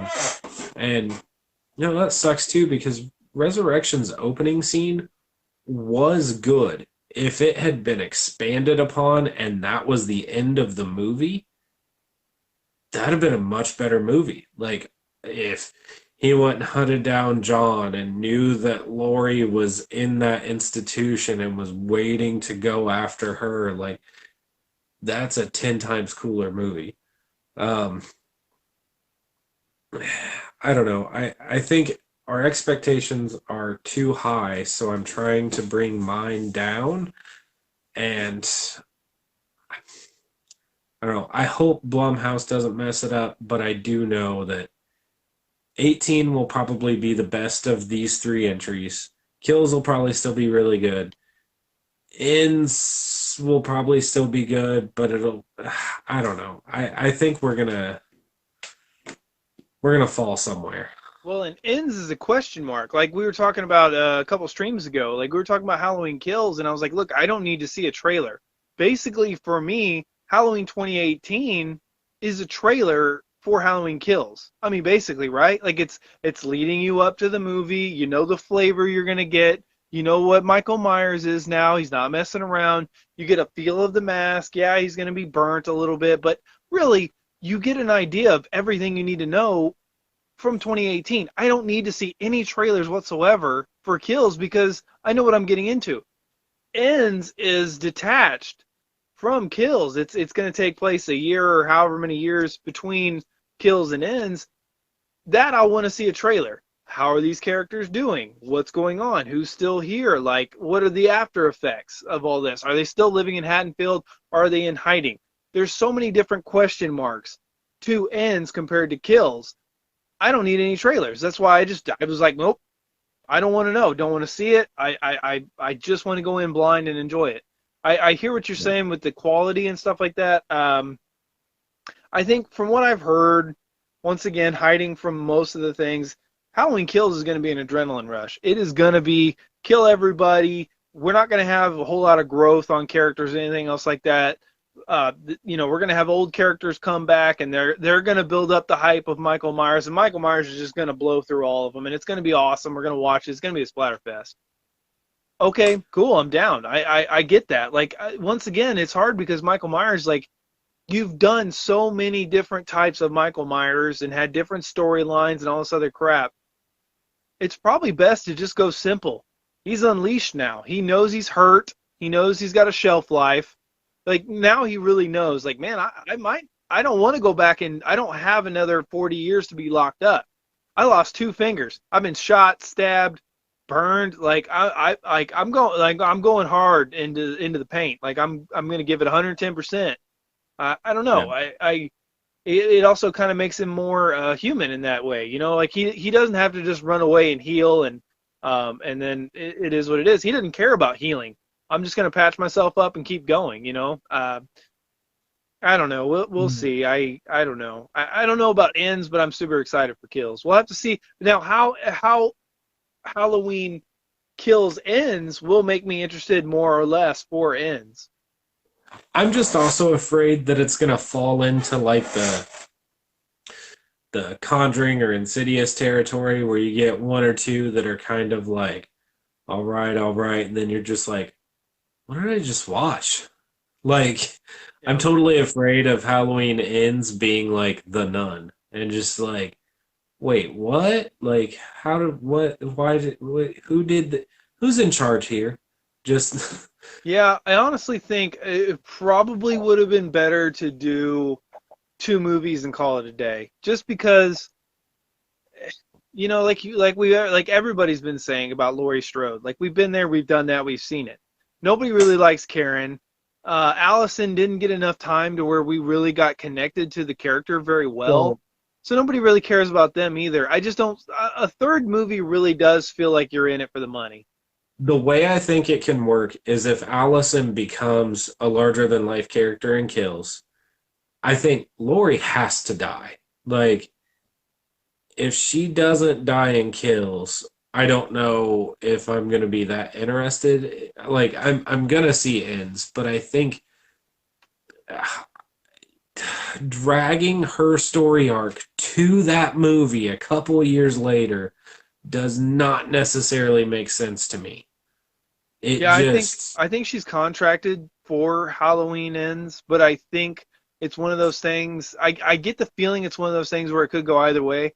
She could be contracted to actually be a big part into it, or she could also be kind of a flashback, or she could be kind of so crippled by the last two movies she can't really do anything. It'd almost be like Loomis at the end of six, right, where he can barely get around. He's got a cane, but he's still running his mouth and getting you excited for the character. yeah, I don't We'll have to know. see. I, Allison has to step, or somebody from one of the younger than Lori's generation has to step up to carry that, I think. And I just don't know. Allison was all right. I didn't really care about Karen.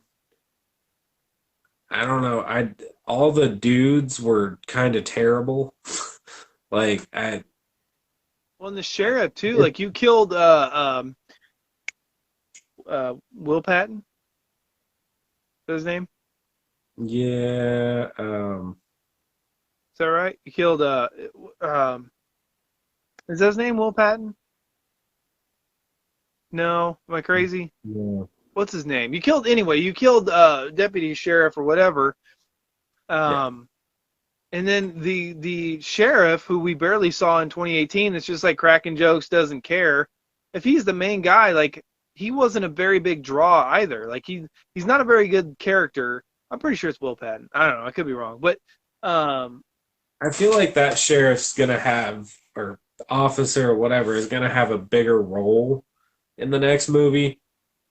And from what I understand, like, that whole like um getting the Tommy and what's her name characters back, Lindsay. Yep. like Lindsay. So maybe there's something there too.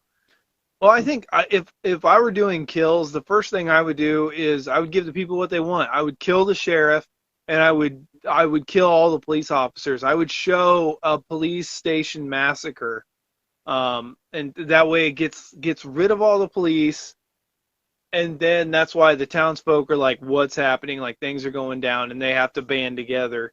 Um, I don't know. We'll see. It's interesting because We'll we see in talk a couple about weeks. do it. We'll see in a couple weeks.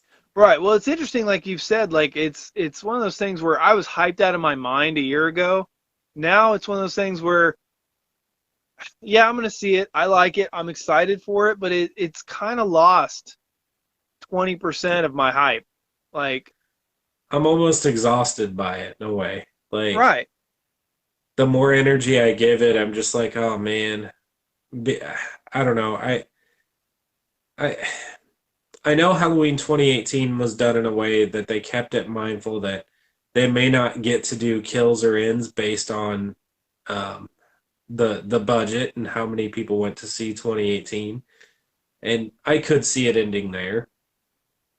Um, and then nope, they got the green light, and then COVID happened, and we're all stuck waiting, and they weren't planning on releasing as much trailer as they did, and I think the only reason they did is because they had to hang on to us wanting to see it more. So they released these crazy, wild, like trailers that show more than, not necessarily more in story or anything like that, but more violence than I think most people are used to in a trailer, especially some of the, I've watched a couple of the TV spots, and even those I'm like, ooh, man. Like, I don't think that would have played on a trailer when I was a kid. Like, I don't think the Rob Zombie Halloween trailers showed that much.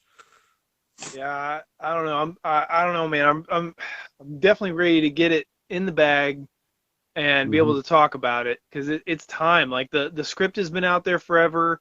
Now you've had the the private screening or whatever it was like a year and a half ago. Now you've just had the um, Test the audience. Venice Film Festival thing. Like, god dang, like everybody and their dog has seen this movie, but the general audience. Like, come on, like Yeah. I don't know. It sucks because I mean, it's a good thing that this has happened to the second movie when you know no matter what you're getting a third movie. If this happened for 2018, you'd only get 2018 probably because it probably It wouldn't wouldn't do. It survive. obviously wouldn't do as well as it did, but I don't know if it would do well enough to get a sequel when Yeah. Blumhouse has got its eyes on.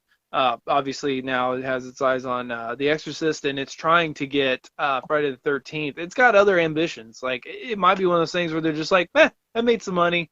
It's not good enough. Let's go try another franchise. Yeah, and I've heard that they also had interest in Nightmare on Elm Street, but due to some of the rights with the estate of Wes Craven in other countries, they're not able to get their hands on all of it. So the last I heard is somebody pitched something to the to whoever the shareholders of the estate of Wes Craven are, and that was God, like 3 years, 2 years ago, 3 years ago. Yeah, I think 2 years ago. That sounds about right. And Blumhouse was talking about trying to get their hands on both properties. And then if they owned the rights to the three big ones, I mean, I don't want them to do a giant versus movie, but they would probably have some sort of a shared universe to keep the horror fans hooked, um, which would be interesting. Um, but I don't know. I don't know. I don't know. I could see redoing Freddy, rebooting it, but Friday the 13th, we've had like 12 movies. They've done everything under the sun, including go to space. Like I don't know about redoing that. Going back to the Halloween franchise, I don't know where you go back to that either. Now that you've beaten it to death, I don't know. We'll have to see. Personally, I if Friday the 13th ever does figure out, I still think they should sequel the '09 reboot. I agree I think too. that's the best place to go. I agree too. Um, And but I know they won't. I know they'll do. I'll bet when the rights get figured out, it's going to be a weird time, and they're going to copy and paste the '09 reboot with a new cast, and they're going to call it a day. well, they'll have to go back to the roots, and they'll have to build up Pamela. So you'll spend the first half of the movie with Pamela, and at the end of the movie, you'll get Jason putting on the sack head, and that'll be the end of the first movie. Because you can't do a fast forward through Pamela again, because that's what '09 did. They'll have You have to go to back and create your own flavor of the movie. with studios and stuff like that, knowing that what sells in these movies isn't Pamela, it's Jason. They'll if they do a reboot of the original story, they're going to make them fast forward it and thus making it a copy and paste of the '09 movie. And the only reason I say that is they know that what gets people in those seats is Jason. See, now I'm kind of wondering though if I kind of think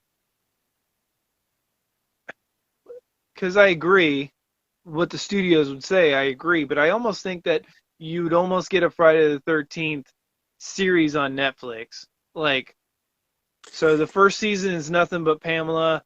The second season is Jason. The third season is Hockey Mask.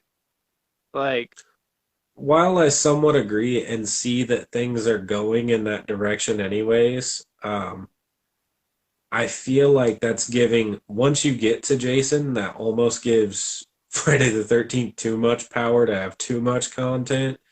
That's how we wind up with Jason in space a second time.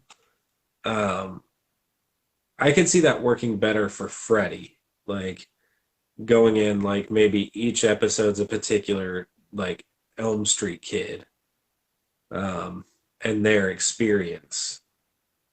Uh, but with Friday the 13th, maybe do your Jason movie and then go back. And I hate this. I hate giving it this treatment, but go back and prequel it with the Pamela story because Pamela's story doesn't sell. You can't sell a Friday the 13th movie today without well, with just her. wait, well. we don't know that because it's never been tried. Now, I agree with you that they probably wouldn't greenlight it because they're too scared to try. But now we're in a real big time for nostalgia, and we're in a really, really, really big time for nostalgia for the original movie. Now, Friday the 13th is an exception to that. I completely agree. Yeah. But I don't know, man. I think like if a Chris Rock kind of like the Spiral thing, you go in there, you're passionate, you say, look, we've already done this, this, and this. We're gonna low budget it. We're gonna push it, and we're gonna. I don't know. Like I said, I agree with you, but I think if the right person sold it, Pamela was scary, man. Pamela in the first movie is more interesting than Jason in part two. Probably more interesting than Jason in part three, and probably more interesting than Jason in part four. Like she is like when she is on screen, like talking like her son talking to her using a little kid voice to lure people out, like the psychological reversal of Psycho, right? Yeah. I really feel like if I feel like Pamela's criminally underrated. No, I just feel like, man, you could do so much with her. It could be really, really super creepy. I wholeheartedly agree. The problem is, whatever company gets it, even if it is Blumhouse, won't start there because they know they won't hook the general audience that way. And the general audience is what they need to go see the movie to get the sequel. Yeah, that's why. But that's why I think you're gonna get a room of dudes talking about how to do the next Friday the 13th, and they're gonna end up with saying what we're saying. Like, look, you're gonna do a beat for beat remake of the '09, but people still kind of like the '09. Like, there's a big fan base for the '09. It's too Mhm. far removed to do a sequel to that one. It just is. It's been over 10 years. It's done. Like, you can't get back the same characters. Nobody cares about the same characters at the end of the '09 movie. And if you just put Jason walking around in there, even if you make him look like he looked in '09, for the most part, like nobody cares, like right? Like I mean, it's just Jason. And you can insert him anywhere in the timeline if he's just walking around the camp without Well, direct ties to that original movie. So I think that what at the end of the day, I think they're going to end up coming to the conclusion that I did that look, the only thing we can do is make it a franchise or make it a series on Netflix so we can explore Pamela. We can build the hype. We can do episode on episode. You can do Kid Jason at the end of the first season. Kid Jason drowns. What happens if Kid Jason comes back and is actually killing with her, but she's so messed up she doesn't see him? Like there's weird things you could take it, weird directions you could go. I don't know. I well, just feel like they're going to have a conversation, and at the end of the day, they're going to realize that Pamela is their only go-to. I think they're going to pitch it, but I'm really afraid what will actually happen is sequeling the first movie. Why? And because it's the most common thing to do, it's a safe space for them to tackle. Texas Chainsaw Massacre gets away with it. Halloween gets away with it. Um, But for the most uh, part, the favorite in the Terminator gets Friday the away with it. 13th franchise is Friday the 13th Part 4. I mean, yeah, I love 6, and I can completely understand if you love 6. But 4 is, for the most part, the most favorite of them all. And I'm sorry, but unless you go full supernatural and resurrect him like they did in Part 6, that dude is dead at the end of 4. Like, Tommy Yep. wails on him with that machete Well, for like yeah. 3 minutes solid. You can't sequel 3 or 4. Sequeling 2 is too cliche almost, just because then you're reinventing giving him the hockey mask. Right, And then you're right. putting it back at a weird time. So it's like too much.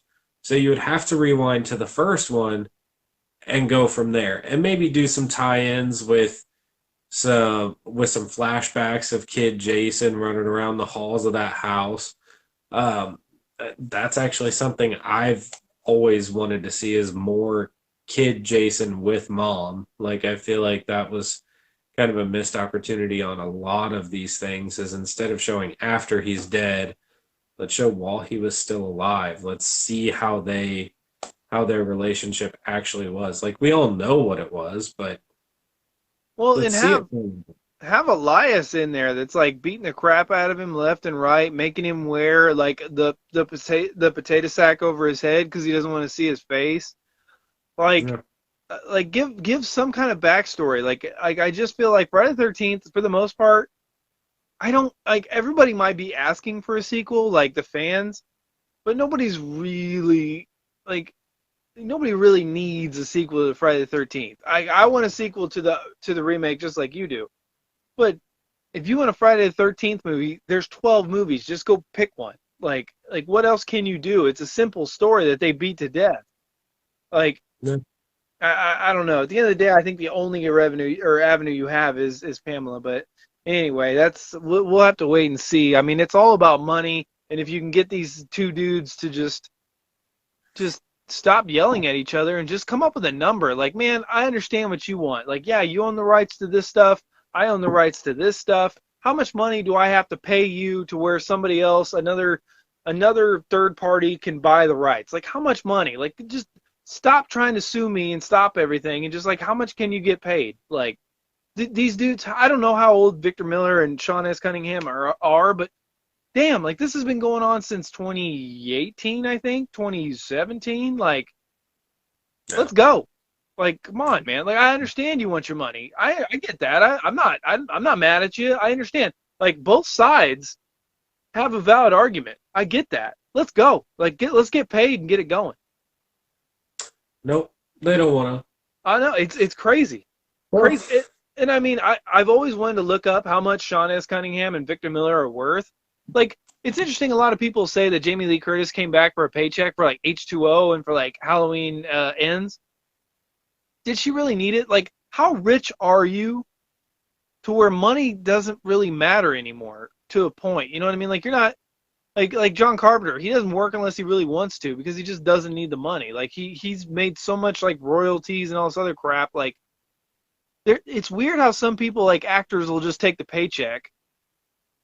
When I'm almost thinking like, how detached would you be from money when you can go to a con and make $10,000 in a day? Like, how much money do you need? Like, I don't know. It's weird to me. That kind of money doesn't make sense to me. Like like, did you really come back for a $300,000 paycheck? Like, why would you even care about $300,000 when you can't spend the money you already have? I don't know. Maybe because they've already spent it. Um, Maybe, I don't know. maybe. But I guess back to the Friday the 13th thing, one good thing about it being dead in the water is we're not going to wind up getting a sad story about how, oh, we've got a great movie made. Crickets. Oh, we have a great movie made. The test audience hated it. Crickets.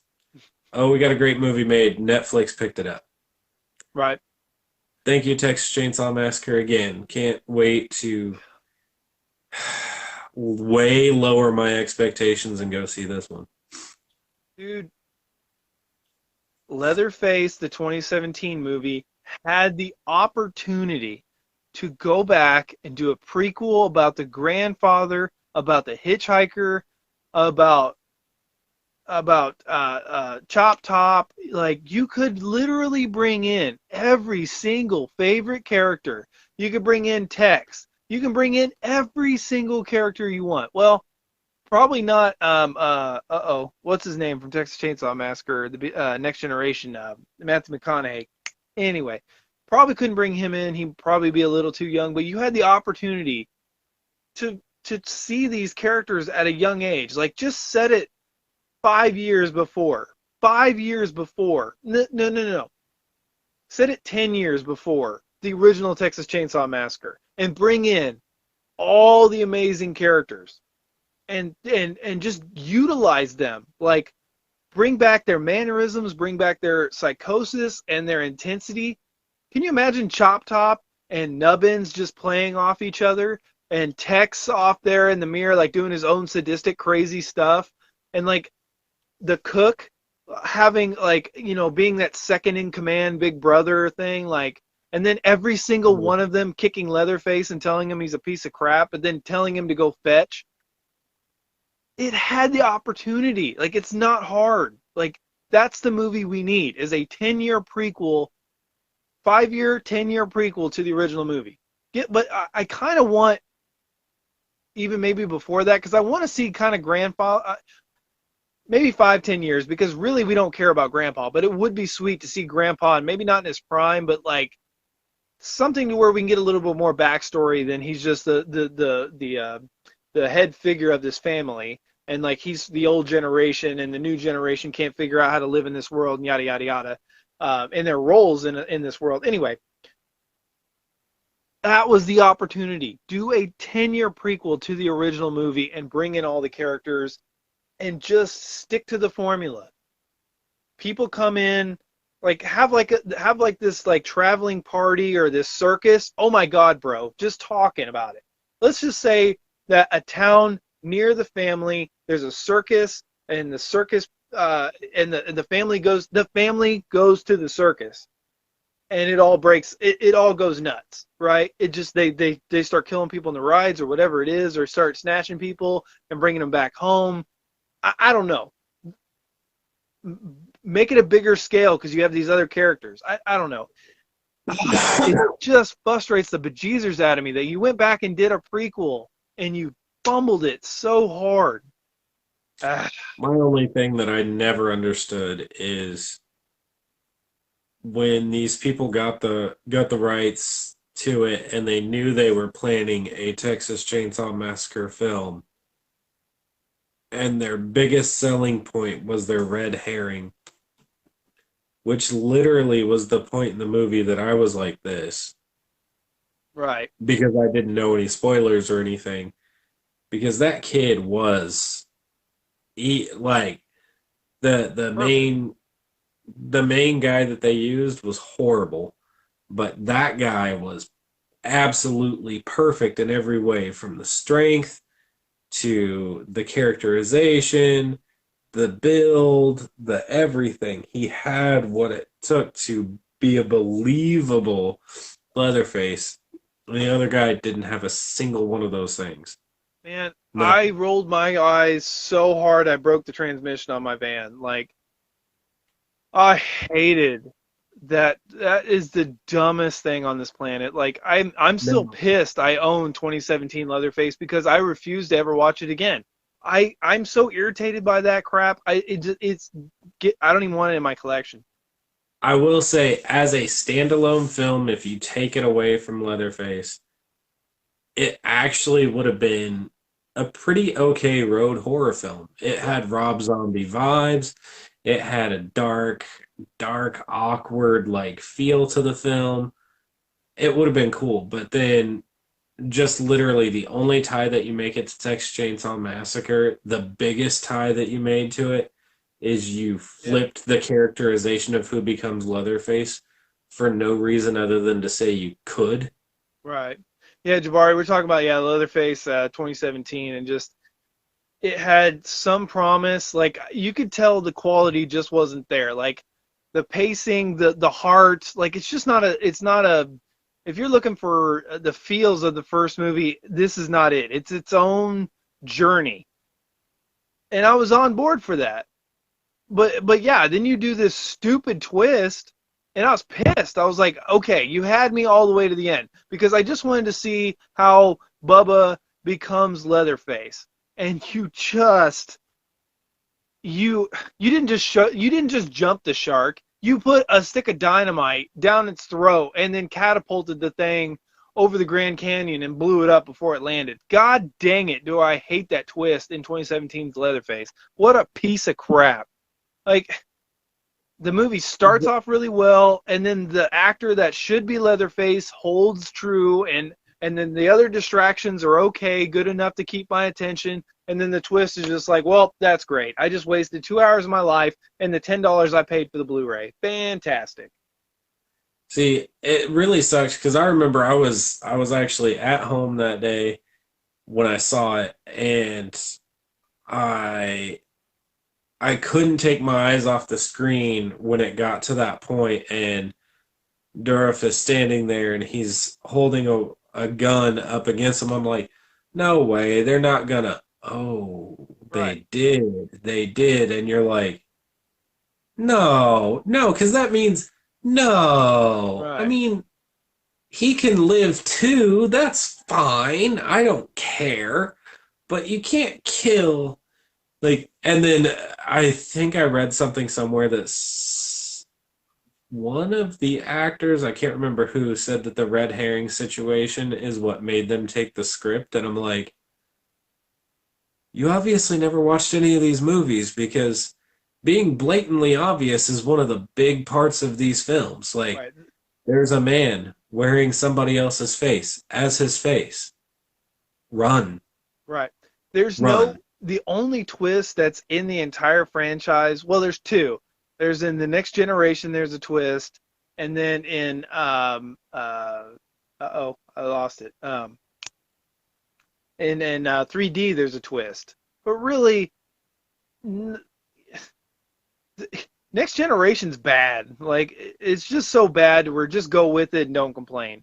In 3D, the twist doesn't really. It's weird and it doesn't feel right. It makes Leatherface kind of an anti-hero, and it's kind of weird to stomach. Like he just killed all your friends, but we're all friends now, so it's all good. Like the red herring twist. This is not the franchise. This is not an M. Night Shyamalan movie. This is not. It's it's what. Oh, God dang it, dude. I don't know. I've heard nothing good about the new Texas Chainsaw Massacre movie. And it's like, if this, why, why can't Blumhouse do this movie? Like, do this movie. Like, They've got to have enough money to be able to buy the rights from this dead franchise. well, the problem Like, is everybody's beat it to death and have been so worthless with it that the franchise is worth no money. Like, there's no the nostalgia for anything past the but, first movie. but arguably, with what they did with 2018, the bones are there that if they had the rights to the franchise, we could see something similar to the original or similar to the '03 remake, or even lowering the standards just a little bit and going beginning or something like that, just that the bones are there that if somebody good had the rights to it and somebody who understood what Texas, not necessarily horror fans, but Texas Chainsaw Massacre fans wanted to see, and also understood the impact that the original and the remake had on general audiences, I think that'd be a good combination. But oh man, it is late. Yeah. It's like Sorry, 11.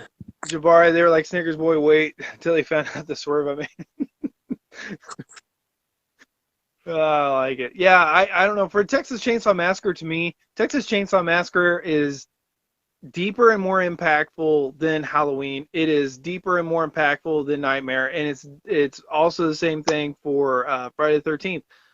Texas Chainsaw Massacre, the first movie is phenomenal. I love the second one for what it is, and because I can go with it and it works for me. But man, that first Texas Chainsaw outshines everything else. But nobody else can figure what to do with this franchise to directly connect it to the first movie and actually breathe new life into it. It's bad. But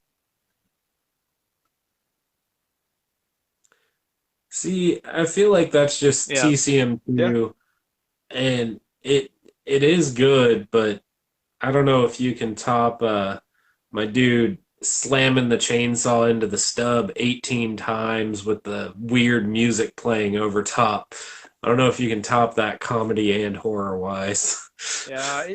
It's so rough, man. That's why I said that once again, and maybe it's just me, maybe it's just my taste, but the only way, again, like Friday the 13th, the only way to do Texas Chainsaw is to do a prequel because we've done sequels. We've done it twice. Like we've done, and we're doing it again. We've done a remake that was really well. Everyone likes the remake.